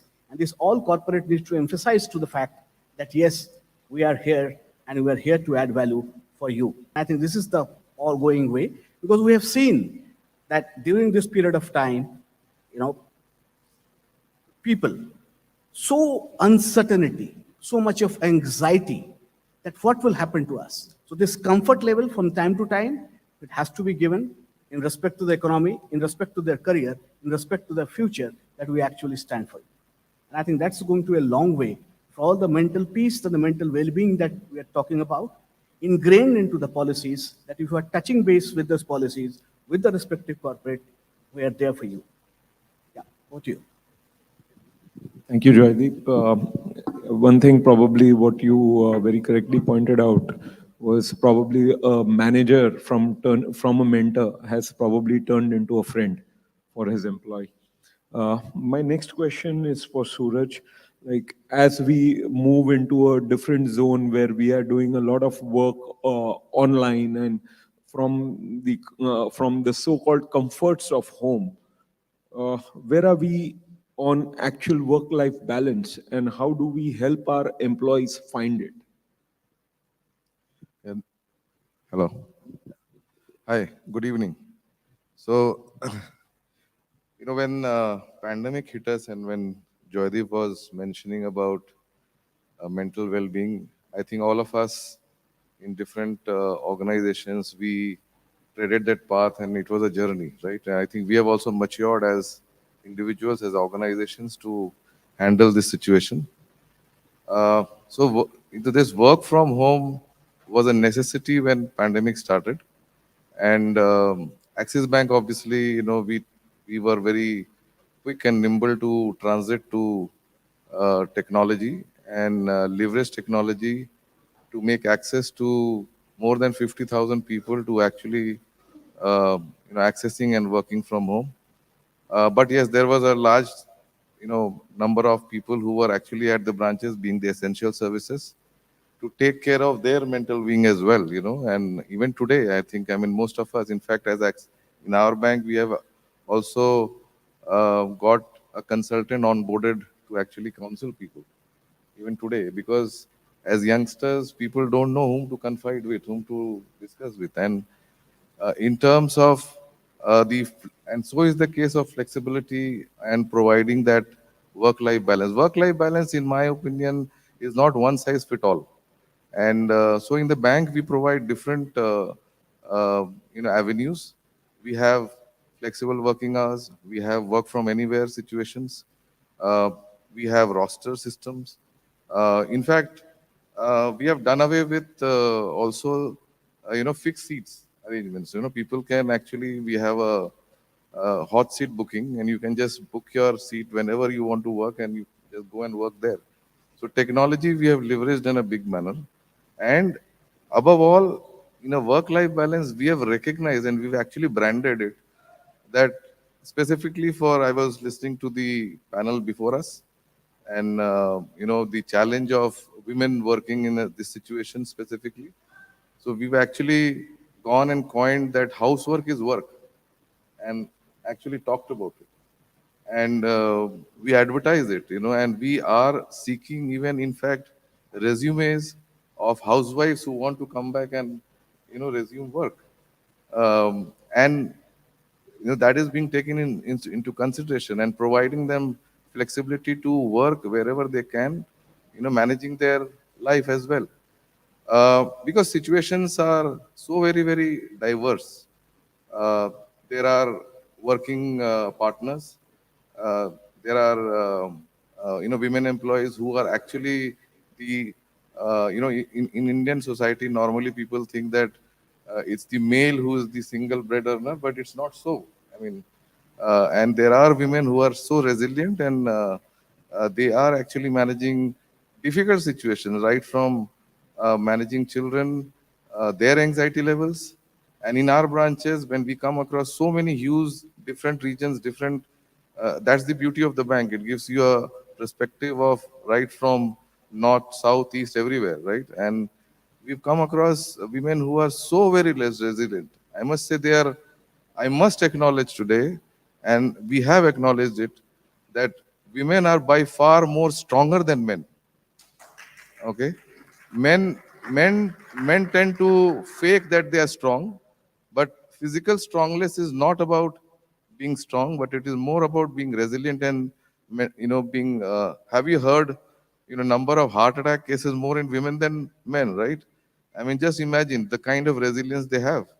So the issue is that we provide the kind of flexibility people want and allow them to work, and not focus on when you came and when you went out, but focus on outcome and delivery. That is more important. Okay, I think managers are also learning as managers to cope up with the situation, because Indian society today and Indian managers, particularly, if you don't see people physically right in front of you working, you think they're not working, right? That's the transition people have to have. And I think managers are also being coached. It's not about only people who are team members. I think more than anything else, even managers, parents, I think every one of us needs to be coached in the new normal which is there now, right? And this is here to stay. And I must say that this has taught us many, many lessons. So at Axis Bank, I would say flexibility is not a cliched word. It's something which is a new normal for us. And we often, talk to people who sometimes want to quit job, just because they come and say that we are not able to manage work life. We give options, because for many of them the perspective of work life balance itself has to be explained, right? It's not about leaving the job and then being at home only for doing the housework. It's about whether the organization has the ability to have that tolerance level and have that framework to provide an opportunity to do both, because both are important. So that's the way. And I must say one more thing, and you must have heard also, Axis Bank has been in the front runner in terms of diversity and inclusion, and we have created many path-breaking, job opportunities for, uh, you know, people who are transgenders and others, and we are now employing them. Our job application forms have changed, and they don't refer to Mr. and or gender like that. We just have him, her, they, and so that's how we have done. In fact, account opening for the first time, a bank account in India was never. You couldn't open her with a partner, right? We have done it there. Okay, so I think we are thinking in many many different ways, and work-life balance is something which we have definitely established firmly in the organization. Thank you, Suraj. Good point made about the flexibility that is required, but also the fact that the one bill doesn't fit all. And that's where probably the managers have to realize how they deal with their team members. My next question is to Sangeeta, is with during the pandemic, we saw a lot of queries amongst people worried about, if I come to work, would I be infected and would I carry an infection home? There is an anxiety even today as COVID is dying out. We still see, when we hear global news, we are worried whether the thing will strike back at us again. We have seen the second wave where probably people died because of lack of availability of facilities. So all these lead to a lot of anxiety amongst individuals. So how do you deal with this anxiety of your employees? Sure. Am I audible? Hi, evening. So, in fact, I have COVID to thank that it has got mental health, anxiety out in the open. Otherwise, where else would we talk about anxiety, mental health, other outside a mental health conference per se? So in a way, I would say that where has this anxiety come from? It is because it's a mass shared experience, an unprecedented experience never shared before. And when we thought that the first wave is over and we've come back and we will come back to the new normal, the second wave struck and then the third wave. And so we never got to get back to those normal water cooler conversations, those normal,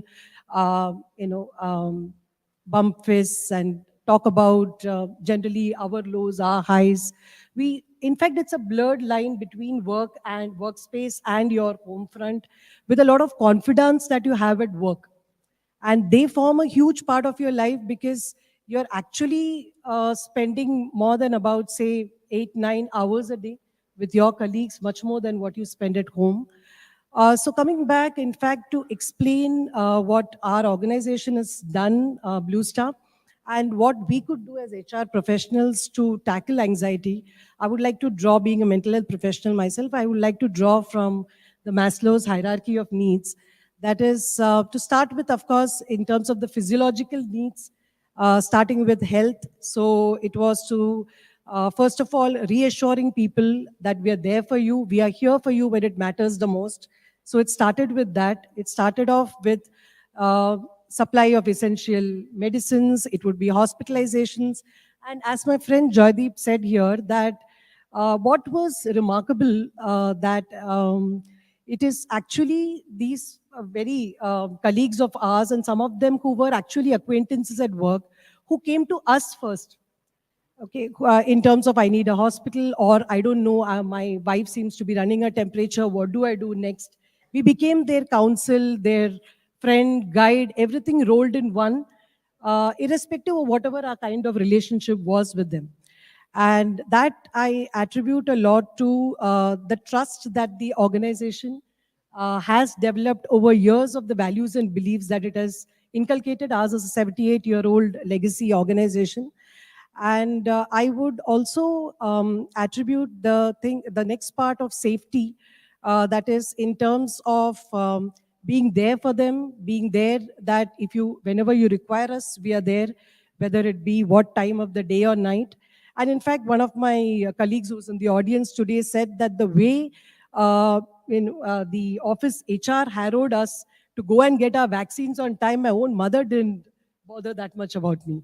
So I think that's the kind of vital role that we have played in the lives of our employees. And in fact, my CFO mentioned once that when business had come to a complete halt, it was human resources that ensured that the most important human capital actually gets function and business continuity is taken care of. So coming back to the third part being love and belonging, I would say it was again respect, appreciation, all over from our organizations all over, whether it was government, whether it is the private sector. We heard of COVID warriors. We instituted certain awards like the Star Award, Game Changers. There was a lot of appreciation. I mean, in the sense, whatever you feel good in a person, please express that. And we had conversations around that. We had workshops, we had interactive sessions with other family members. And in fact, when family members realized that this is how my husband or wife or my father matters at workplace, people came back saying the kind of dividend and equity I earned at home, it was in this time. So this is how I think we can mitigate anxiety better. Coming to the steps of esteem and self-actualization, I think people, why is it that we face the great resignation? We face it because people are finding their purpose in life. They are re-evaluating, am I in the right place? Is it worth traveling so much to work? Is it worth staying away from my wife for so long, being in a long distance setup? So in terms of helping them find their purpose at work, would in fact, I think, make them feel more engaged, self-actualized, and that's how I think we will be able to reduce anxiety if we cater to all these 5 steps most of the times, and as and when required all the time to most of our people. That's how I think we could tackle anxiety better. Thank you, Sangeeta, on your inputs. Manoj, I'd like you to enlighten us on what are the techniques that you would use to rewire the brain for maintaining high motivation amongst employees as they now come back to work.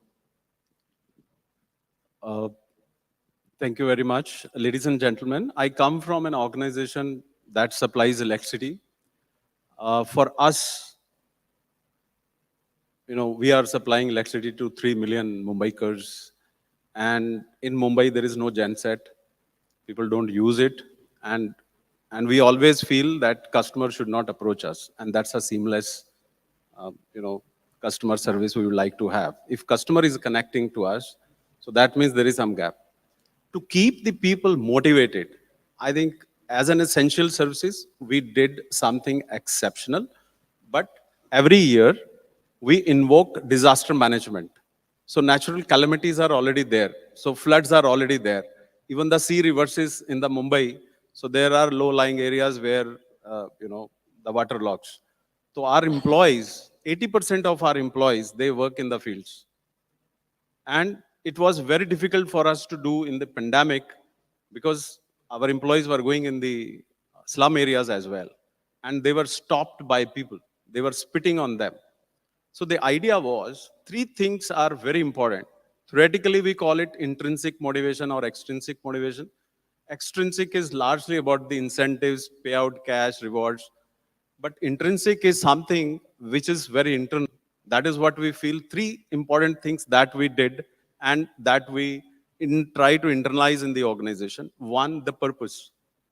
The purpose of the business, if each employee instills that through the inclusive vision that he carries, I think that serves the purpose. And second is the values the employees carries. Three values: courage, trust, and commitment. It's not coined by any professionals. It is the personality of our chairman, Mr. Gautam Adani. And that is what we always feel, that we are demonstrating those behaviors. And each and every employee in the organization, those demonstrate the behaviors, we recognize them. And third is the sense of pride. The employee, if carries the sense of pride by two important things in our business: community service, and second is uh, the nation building activities. So the employee who is at your doorstep for no power loss or meter reading or the new connections, anything he's doing, he's keeping in mind that he's doing a nation building activity. And he carries that commitment to each and every consumer they deal with, whether they are dealing with the slum areas or they are dealing with the residential areas or the industrial areas. So these are the three things that we value the most. And the important thing is, we have always done, organization is standing by them. If doctors were wearing the gears like face shields, everyone was wearing masks, we started giving them. And when doctors were wearing the full gear dress, we were giving to them so that they can go to the slum areas and keep the supply maintained. And thanks to our team, Dr. Naresh Jamnani, our health administrator, is here with his entire team and the paramedical staff. 24/7, not only lines were open, but dedicated people were there for all 12,000 employees, direct and indirect. They were working and they were supporting and maintaining the electrical supply in the Mumbai. And 5 minutes left. So I'll just take 2 minutes to close this.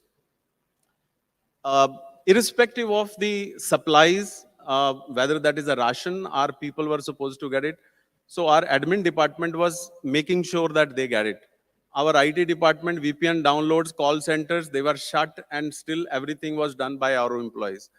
So what I'm trying to convey is, if organization stands by to those values, what employees cherish, so definitely the employees are internally and intrinsically motivated to carry what the vision organization carries for the entire country and for the business itself.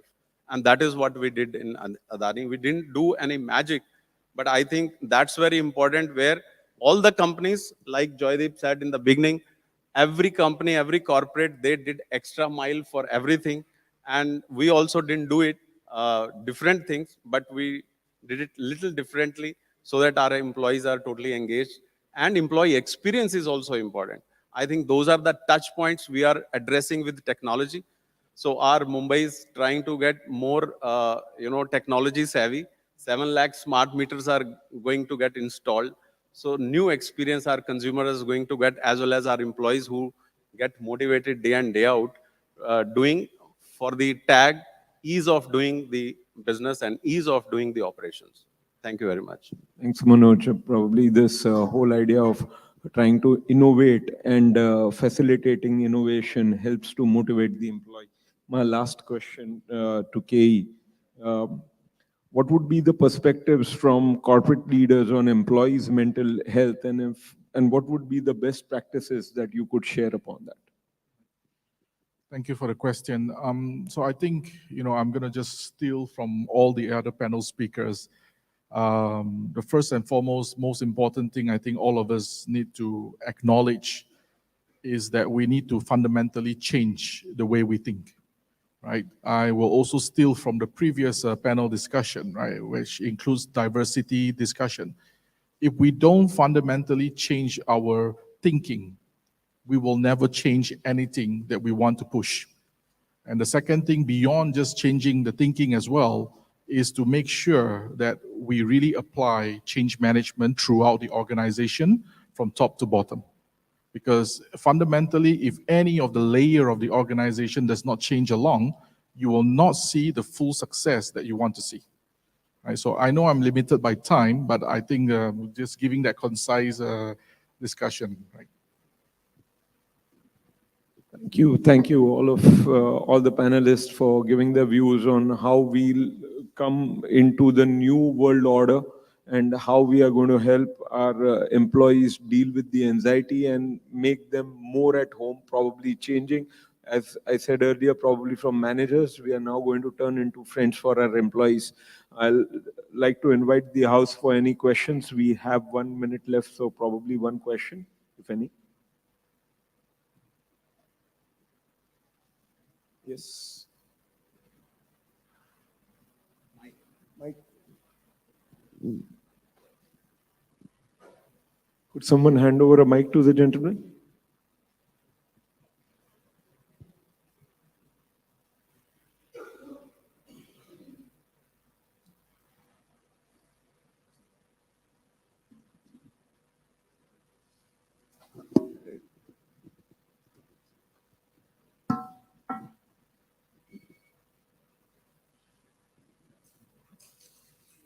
Mike.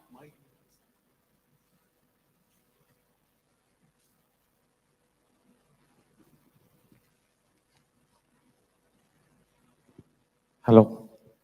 I'm Shailesh Godekar from Marico. Thank you, panelists, for sharing your experience and thoughts. I have one question. Basically, in this VUCA world, where there is a lot of volatility, uncertainty, complexity, and ambiguity, how can mental health be hand in glove with what the organization now demands from each employees to be focused on outcome and delivery? So how it can be hand in glove? What are the 2 or 3 top things where the organization needs to do so that the focus is clearly on delivery and outcome? I can, maybe I'll just take that quickly. I think, this VUCA world has been spoken a lot in the past also, but I think we got over it with the pandemic was the real world. We transcended that. But I think the sense of purpose is the key. Once you get this sense of purpose right and you're able to communicate that, and each one of us understand the purpose for which we are working and we acknowledge it and we actually enjoy it, I think, this is something it can be achieved. Because without that, we are just running at a certain goal and we will never be able to give a more than 100% if required, right? I mean, if you look at examples of people who have done it, right from sports to other fields. I mean, they did it against all adversities, and there's so many examples of that, right? And because of the sense of purpose, right? So, in my opinion, that is very central to the entire, this thought about VUCA world and how to actually ensure that people, when the demands are put, they responded to it positively, right? So that's my take. And I'll just add one more fundamental to this. It's a very powerful word, which is trust. Now, trust is a behavior. And all of your teammates need to feel the trust. If they're not feeling the trust, it is not creating an impact. That's the first. Second, in this mental well-being, when this anxiety hits somebody, when he or she feels that locus of control doesn't reside in me, somebody else is controlling.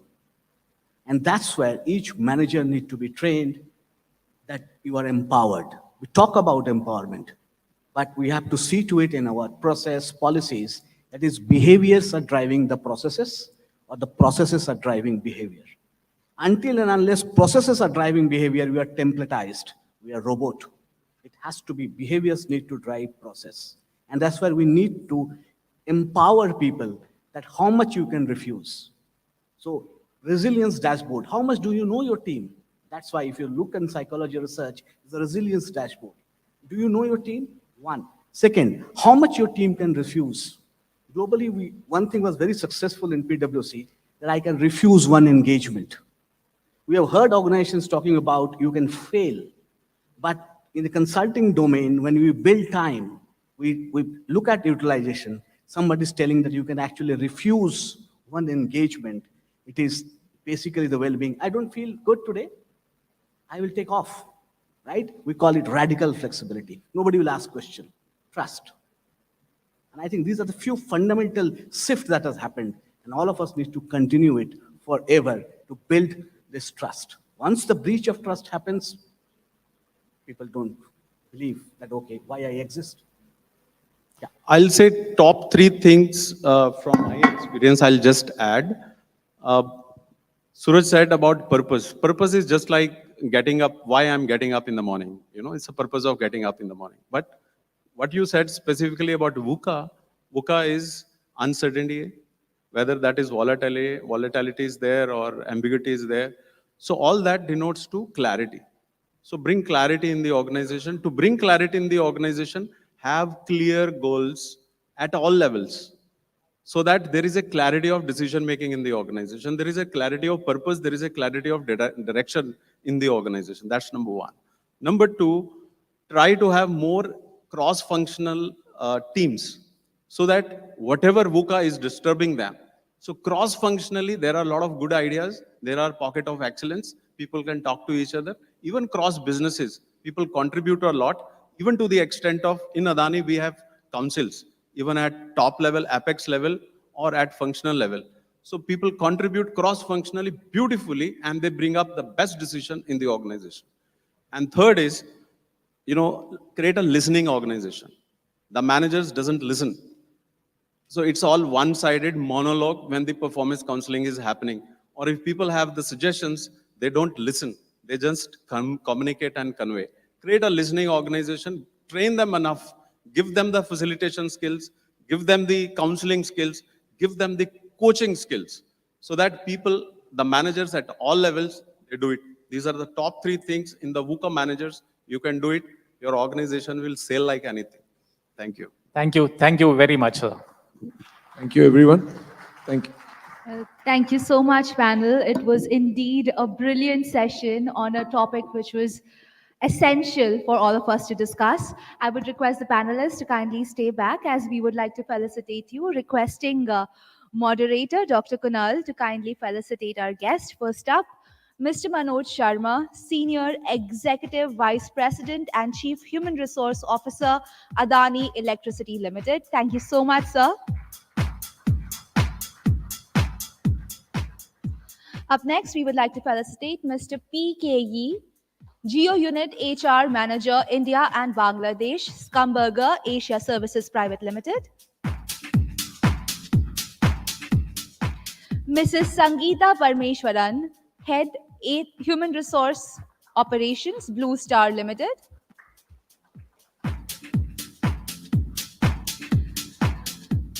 Mr. Suraj Kumar, Vice President, Human Resource, Axis Bank.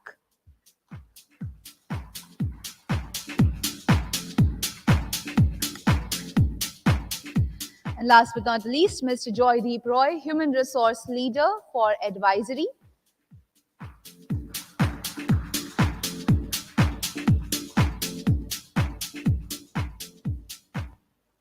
Thank you so much, gentlemen, for being with us and for imparting all the knowledge.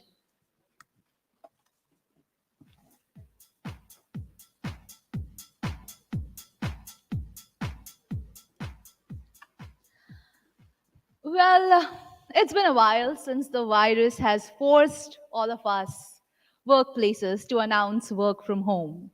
While some organizations took it very easy, they were happy about it, some were not so happy about it. Work from home worked smoothly for sectors like information technology and services. It wasn't as easy for housing, manufacturing, education, FMCG, aviation, railway, transport, shipping, leisure, and travel. These are the industries which require face-to-face interactions. In many cases, people unaccustomed to using technology faced a steep learning curve while handling computers and taking part in online meetings.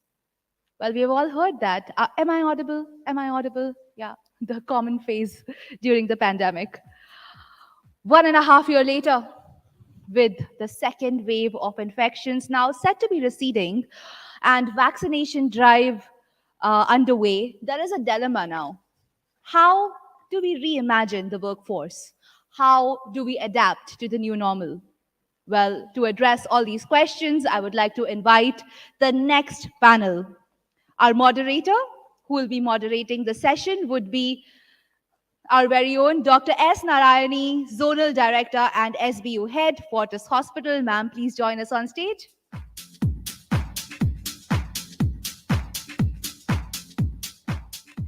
Joining her on the panel is Mr. Jagannath Oleti. He is currently the Vice President and Head at HR for Larsen and Toubro Limited Defense, which is a part of Larsen and Toubro conglomerate. He has over 30 years of experience spanning across multiple sectors at leadership levels. Welcome, sir.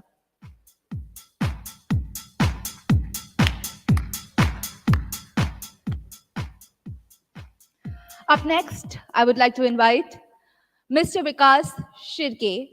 He is working with CET Limited as Head HR Manufacturing and heading COE for Employee Relation of RPG Group. Welcome, sir.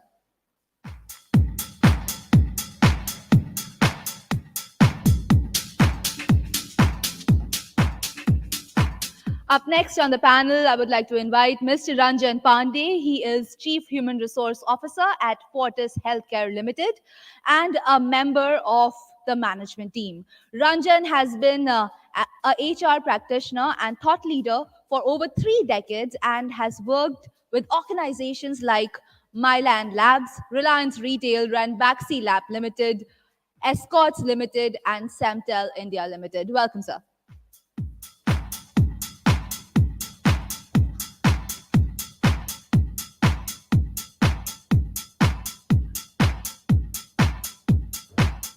Next up on the panel is Ms. Preeti Sakre.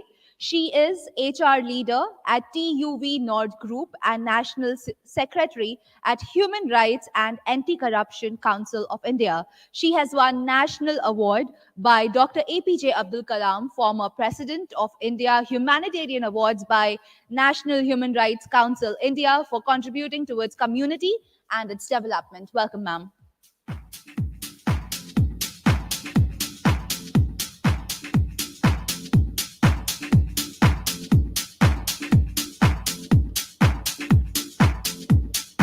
Last but not the least, on the panel, we have Mr. Vinayak Jairam, Executive Vice President and Head HR at Kotak Mahindra General Insurance Corporate Limited. Mr. Vinayak has had a diversified HR career spanning over 16 years. He started as an electrical engineer with Tata Steel right after graduating from REC Jamshedpur, where he was in the top 5 percentile of students. Welcome, sir.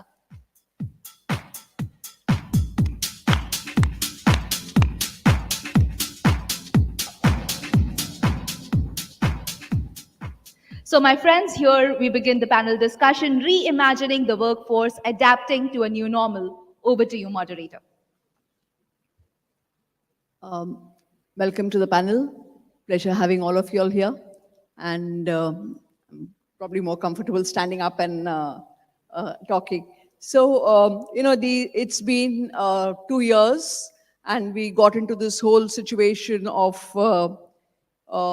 the pandemic and disrupting the concept of working, coming to work. And while initially there was a bit of a shock and there was a bit of a this thing about how you're going to work from home and how this thing, over a period of time, people started getting settled down into this. There was initial anxiety, but 2 years is a kind of time in which people get new habits. So now that everything is opened up and now that COVID's gone, can I hear from you? What do you think is really the mindset of people? You know, we're talking about being very happy about getting back to work. Are people really happy to get back to work? Are people really happy to get back to offices to work? Or are they getting used to that work from home? And what do you think are going to be, is it going to be new normal or is it going to be more of the same? Good evening, everyone. To answer this question, let's take this as a phase, right? We had phase 1, which was pre-pandemic, phase 2, the pandemic phase, and we're talking about the phase 3 now. Humans always have inertia in their mind, right? Uh, that's given. That's there in nature also. So to know whether people are happy or not, it depends how did you handle the transition from phase 1 to phase 2, and how did you manage the transition from phase to phase 3. That will determine how it went. Before the entire pandemic, when things changed, people were forced into a digital world, people were forced to work from home. What required organizations that had, as the previous panelist said, organizations that demonstrated trust, that demonstrated flexibility, and that demonstrated empathy were able to manage the transition much better. So when you have trust and you are able to have those daily conversations, even during the time of pandemic, returning to work is just another activity. That's one way of looking at it, and that's how we've always looked at it, because pre-pandemic, one of the cultures we'd set in an organization, we're a relatively small organization, 1,200 people, but one of the culture we always set is people talking to each other about their personal lives. How are they doing at their family front? Is everything okay? So when it came to pandemic, a lot of times you would hear people saying that with names, my son is not doing well, or my wife is having issues, so I need to cover up today. So people understood. So there was empathy there. There was flexibility, and there was trust. During pandemic, the new norms came, people had to work in the digital world, a whole new ball game. But at the same time, people cherished those relationships that they had with each other, those conversations that led to the dynamism, the kind of camaraderie they built, and that helped giving a lot of other outputs like productivity, in terms of understanding each other's emotions. So coming back to work now isn't that difficult, except as we said, apart from Bombay, the traffic is there. That hurts for some of us who have to travel more than 1.5 hours one way. But apart from that, if you manage that transition well, and you give people flexibility, people need flexibility.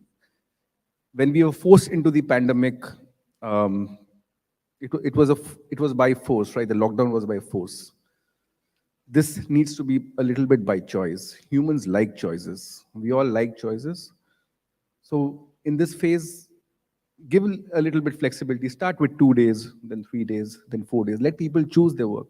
And decide when you want them to work at office. Okay, these are the days I want you to come at work, because these are the days we're going to have some discussions. Apart from that, you have your flexibility. It's again a new normal. Once people come to work, the first day they'll feel a little odd, because they've got a suit and a half pant at home probably sometimes, but now they've got to dress up. It's a different world. People will get used to it. So in other words, the excitement of getting back and the excitement of that social interaction is something which people will look forward to, but along with that, we would have some amount of flexibility to accommodate that little bit of work from home and everything. You need that, especially when both the couples are working, both are partners, both need to find out a transition plan, who will take care of the kids at home, what happens to my parents at home. So that's how the transition plan cannot happen at one end, right? It's unfair. The money comes from both the ends. So both need to plan it out. If you give that flexibility, trust me, that's our society, that's our social fabric. Employees are going to give back to you 10 times. Force doesn't work. So Preeti, if I may ask you, everybody's been talking about mental health, and everybody's been talking about how people are shaken up, anxiety and everything. So now when people get back to work, of course, mental health is something which everybody is talking about, so there's going to be a focus on it. But from an HR perspective, is there any other aspect of health per se organizations are going to refocus on? Let's say we're going to focus on preventive health and actually try to see that people, kind of bring back focus on remaining healthy. Is this going to be something which is going to be a focus for HR now? Yeah, good evening, everyone. As we talk about that mental health during this, specifically in this pandemic situation, it is more about that what I feel in this 2 years, 2.5 years, we need to connect more to the people. It is not about the work, बस हमको काम करके चाहिए. It is not about that 9 to 10 hours that we are working on this. It is more about it to understand the person, to understand their mental health, how they are doing it, how their families are doing it, all are working in a good ways or not. Even their child's all are they okay or not? Because the thing is that it is started from their family itself. Once you are taking care of their family about their mental health, or they're physically also, that they're traveling to the workplace also. So the thing is that to understand the things also. And all of the sudden of the things that I feel that in this pandemic situations, we are thinking more about how is our health issues are there. Secondary aspect, we are thinking more about our workplace. Is it our job are safe or not? Secondary, these are the two aspects. All are thinking about that. These are the physical sessions that we are attending after a long time.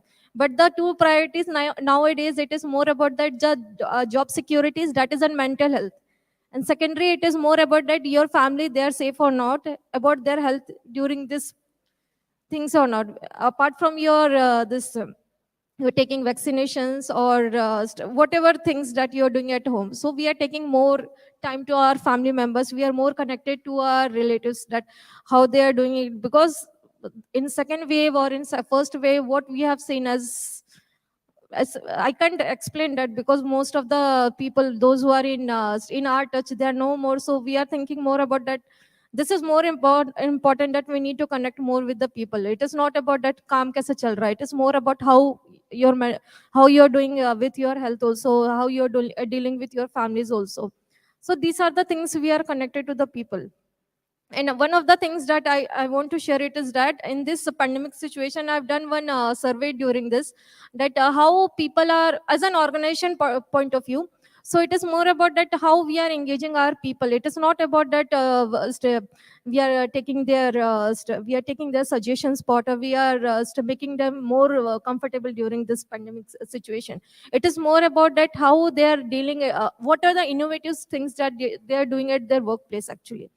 Then after, what are the things that different industries are doing? And I get so many suggestions that there are various alternatives or various ways where we can put up our things in a place.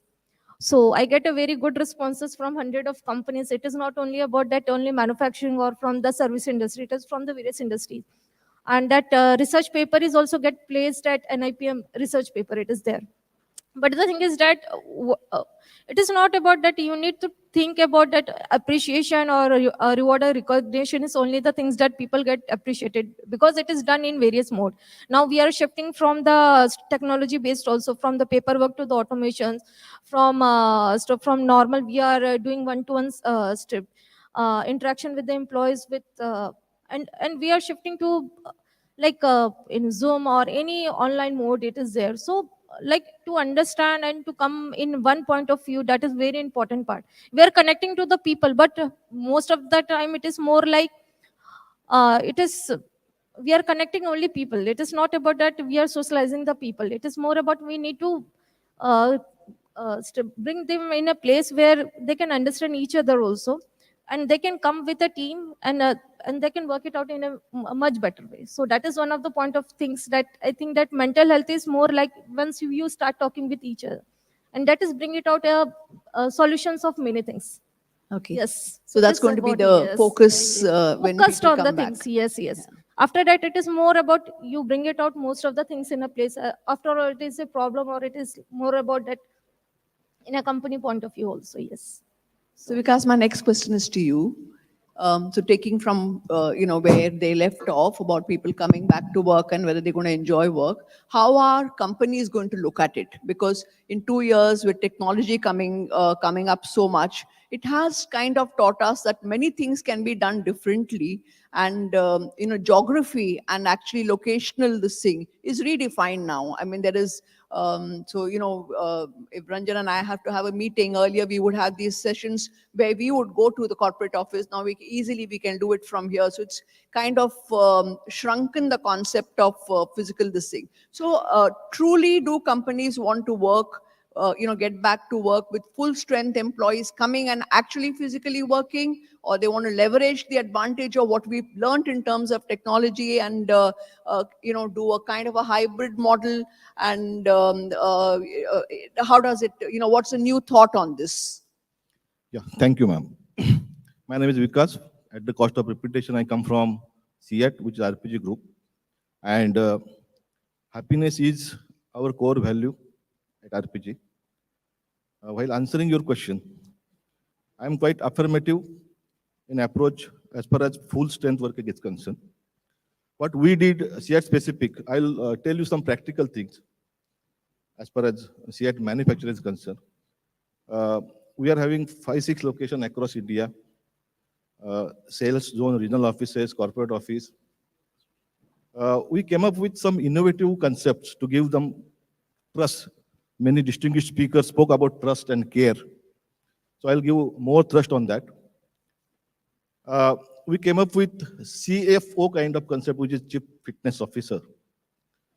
And this particular initiative given us phenomenal success, and people really started appreciating it and benefiting it like anything. That has given them confidence to come to work. CFO necessarily means she is available 24/7 along with her 2-3 doctors in place. Not only physical, but mental health as well. We have tied up with Geno Clinic, which is institute giving you psychological treatment if you are in the need. And that has created pull, actually, as far as our working is concerned. People who are manufacturing can relate to me that normally as a management, we tend to avoid complaints.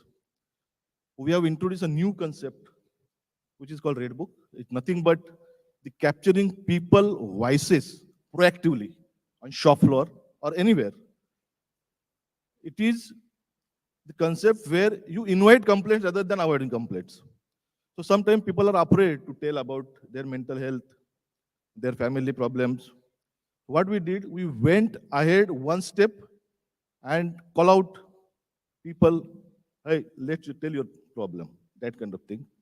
And not only that, if I'm walking on the shop floor and I come across any loose comment or any whispering about, let's say, poor housekeeping, what I'll do, I will act on that and I'll communicate back to the person that your complaint has been captured, that raw data has been captured, converted into a complaint, formal complaint, resolved it and communicated back to the person. And then the satisfaction level and the moral level goes up. That is what we experience this pandemic. I would say every month, my target is 500 complaints minimum. And resolution percentage not less than 90%. That's the kind of framework we do. Again, coming back to your questions, people are coming to work. Definitely there are certain resistances because people have experienced, we have experienced the reverse migration. People have went to their native places. They are now comfortable with working their families. People who are kids, having elderly parents, are not really willing to come back. People, those who are not happy with their job of nature, have really quit us and chosen different ways of their livelihood. That is also there. But there is other side too.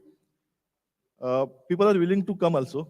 Those who have really got bored with the WFH kind of setup, who need privacy, who need really social time. Also, they believe that accessibility to supervisors or my team will be more meaningful. These people are coming literally. So we are actually having a mix of things on shop floor as well as in offices. And definitely I would say we are also dealing with different kind of patterns and every day. Thank you. So there will be learnings from what we've gone through, and the new normal will be a little different. Okay. So my next question goes to Ranjan. So Ranjan is, of course, the HR head of the organization to which I belong. And I must start off by saying that, here we're talking about how HR heads have impacted and helped people work during this pandemic period and are coming up with thoughts on how to handle the new normal. And it's most appropriate for me to mention that if all of us in this organization, Fortis Healthcare, were able to work from the from the forefront, from the beginning to the end of the pandemic, it was because of all the support which we got from our HR. And in healthcare, we workers, all of us were actually scared to go out there and be there. But one of the things which we got from the very first day is that they were the organization was always there for us. And at every stage, they kept bringing out newer and new ways of supporting and giving us that moral strength so that we could keep there. So thank you very much, Ranjan. And let me ask you, what protocols we must have brought out during COVID, which brought out the best in our human resources, and what of these will we take forward to keep that productivity going? Hi, good evening, everyone. Thank you, Dr. Narayani, for spelling out the HR bit. And I think HR, all across, and we are all HR professionals here, have really done our job well. And on this question of yours, so there's a lot of importance being given to healthcare of employees by organizations post the COVID. Not that it was not being done earlier, but all of a sudden, employers have realized that we have to further invest in healthcare, and they are. Almost all of us spoke about that also. Organizations are also restructuring their health and wellness benefits, for those who are seeing the renewals of their healthcare policies and all, they are all looking for ways and means of making it better. Apart from that, organizations are also trying to work on the costs and all. A lot of innovative models are being suggested. I know of people who work with the big fours. Their insurance is basically 2-3 lakhs, and when you ask them what is your insurance limit, they'll tell you it is 18 lakhs. So the remaining 15 lakhs comes from the floater. So if organizations look at these options, it will really save them costs, and many of us, including us, we are also looking at these options. And so technology is something that organizations which had shied away from technology are embracing technology in a big way, because we have all seen what technology could do for us. And had it not been the Zooms and the MS Teams of the world, we would be nowhere. So technology is one area that is going to see a lot of investment and all. Apart from that, work from home and the hybrid working is going to be there. And I think if organizations have not realized it, they will sooner or later realize about it and come into some sort of a midway, so that employees are satisfied. And if some of you have seen the news on Apple, employees are opting to quit, and they're doing so because they've been asked to come in a hybrid mode in Apple. So some of them have said that we will rather quit than go back to the workplace. We don't want to work in a physical mode. So these are some of the things that are happening, and many of us have spoken about other things. And the mental well-being is something that all organizations are slowly showing a lot of interest in, and so are we. In fact, in this year's annual operating plan for HR, it is going to be a major focus area for us. Although we work in healthcare, but we are actually stating that we will ensure that all our employees are getting all the kind of support and counseling that they need. So this is all I actually want to say, because what we'll this has take already been forward. spoken about. Thank you. Dr. So there'll be some of those learnings which will actually, the hybrid and all will stay with us and probably which add to the productivity as well. Yeah, definitely. Yeah. So, before I come to the last question, I must say that there'll be more learnings when we interact with each other. And for all healthcare professionals and for all of us, we need to, I'm sure you agree with me, understand that other than mental health, which all of us are now talking about, there would be other aspects of health also, which we need to kind of understand better, and how to keep employees healthy, and how to keep, the focus on that preventive health, and what's really going to be the disease burden. We have a lot of doctors with us, and I'm sure all of you all also would want to interact with them. So I'm going to take, with one last question, and then kind of continue the panel into the dinner discussion with the doctors over here. So before that, the most important question is for you, Jagannath, because this is a kind of a sum up of the entire, all the discussion we've had from the word go till now, is that what are our learnings from the pandemic? How much of this is going to go into the new normal? And how is the new normal going to be different from the pre-COVID? Is it really going to be different?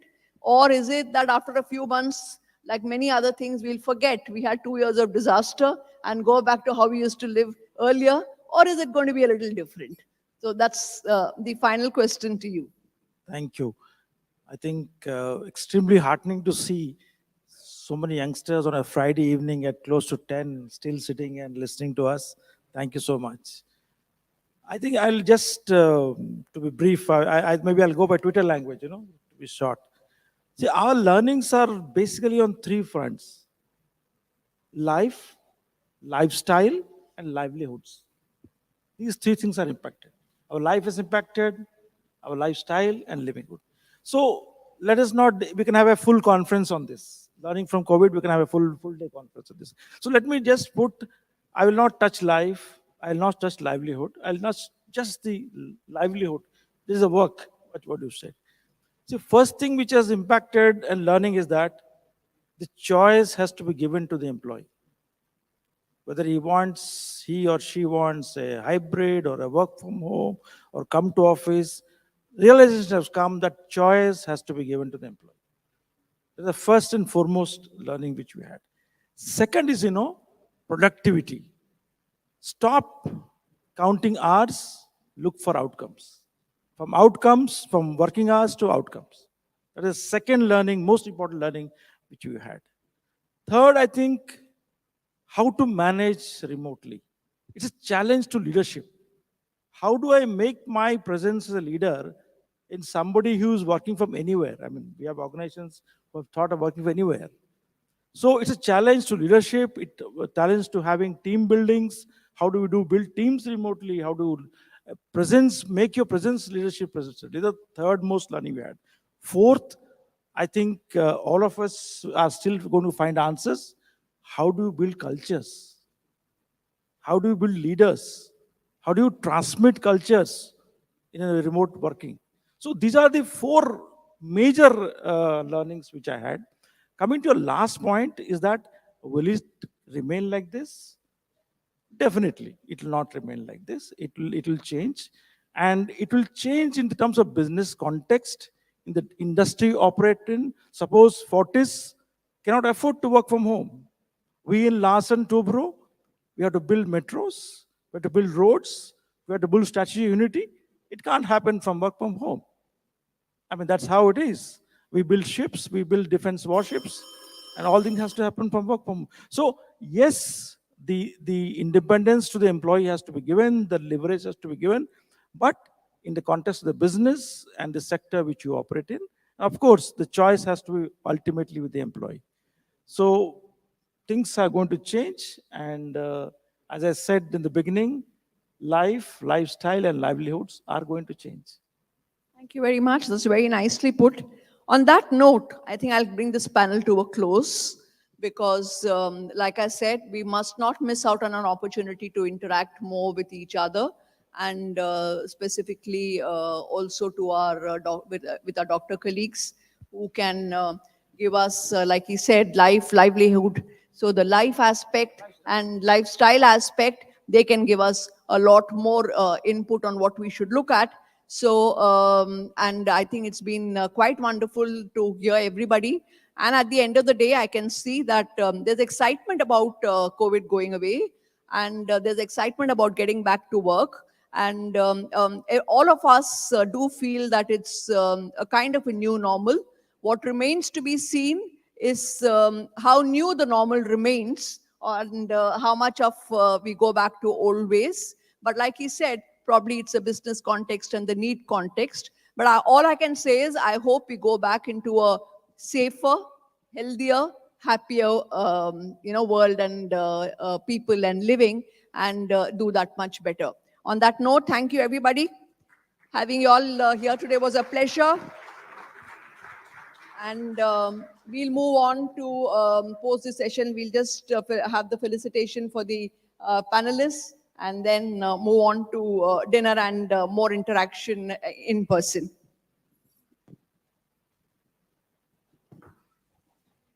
Thank you so much, panel. And of course, Doctor, you moderated the session really well.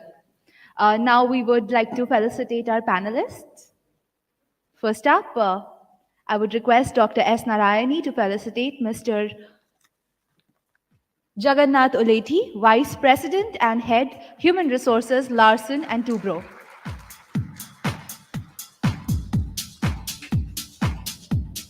Thank you, sir. Up next, we would like to felicitate Mr. Vikas Shirke, Vice President, Manufacturing, Human Resource and ER, CET Limited.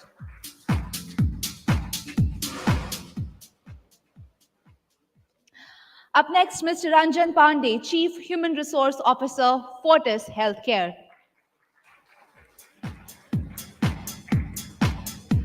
Mr. Vinayak Jairam, Executive Vice President and Head Human Resource, Kotak Mahindra Jain Insurance Company Limited. And last but not the least, Ms. Preeti Sakhre, Human Resource Leader, TUV Nord Group.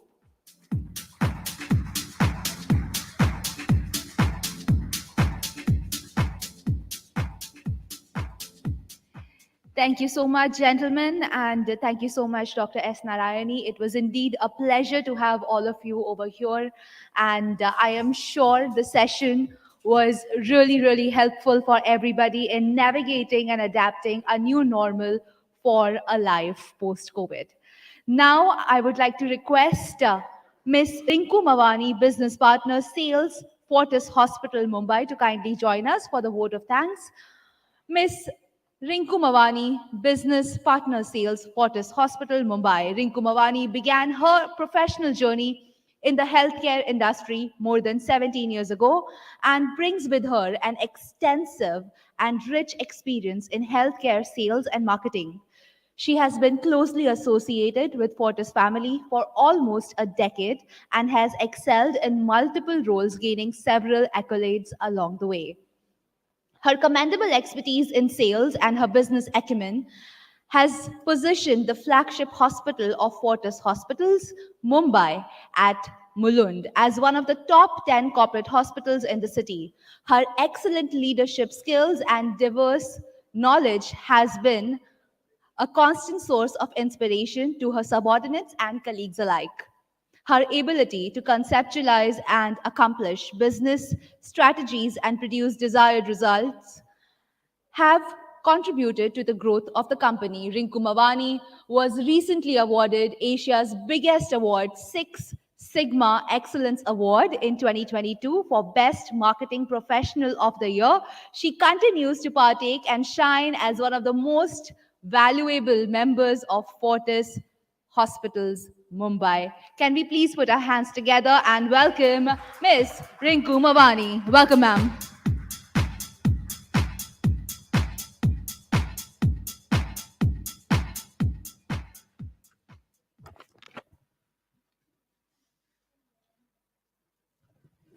Thank you, Akriti. Very good evening to all of you present here today. It indeed gives me immense pleasure to deliver the vote of thanks on behalf of Fortis family to all the dignitaries who have been assembled here.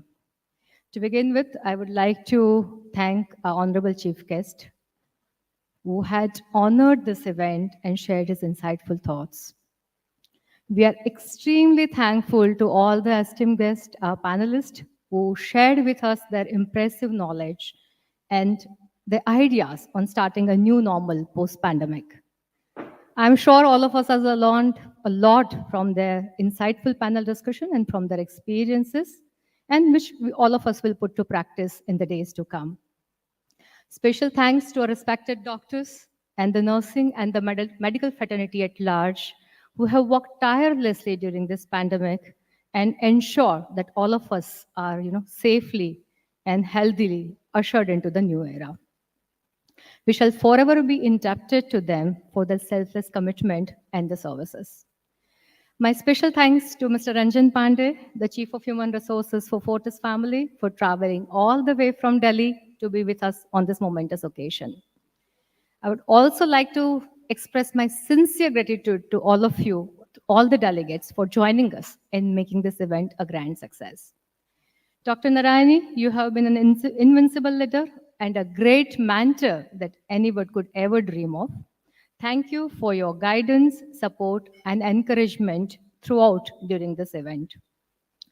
My special thanks to all our FDs, Dr. Supriya, Nitin, and Dr. Kunal, and our rocking HR team, Mr. Wak, Mr. Kokitkar, and Suresh, and Satish for always being there and helping and motivating all of us. A special mention to Mr. Ravindra Pratap Singh and Dr. Ashutosh Pandey for lending their support and guidance for this event. Well, guests and friends, this kind of event cannot just happen overnight. There is the wheels of preparation and planning started weeks and months, in advance. It requires a lot of planning and, kind of a bird's eye view to look after the minutes of detail.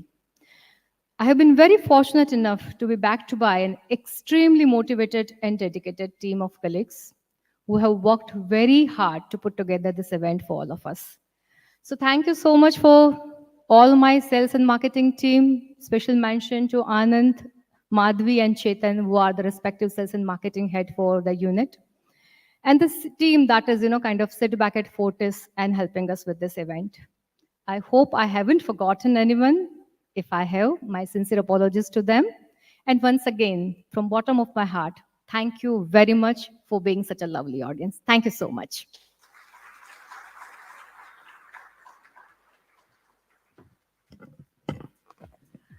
On that note, thank you so much, everyone, for being present over here. We really respect and value your time, and we hope that you felt that we provided value for your time. Thank you so much for everybody who spoke on the panel, our moderators, our respected chief guest, Mr. Ashish Chauhan, the HRs, the delegates, the Fortis team. Also, we would like to thank the event company What Next IMS for putting this event together. Thank you to the light technicians, sound technicians, the hospitality people from the hotel. This is me, your host, Akriti Anand, now signing off. Bon appetit. Dinner is ready outside for you. It's waiting. Kindly have it. Enjoy your meals. And good night. Shabba khair. Shubh Ratri. I'll see you soon. Bye-bye.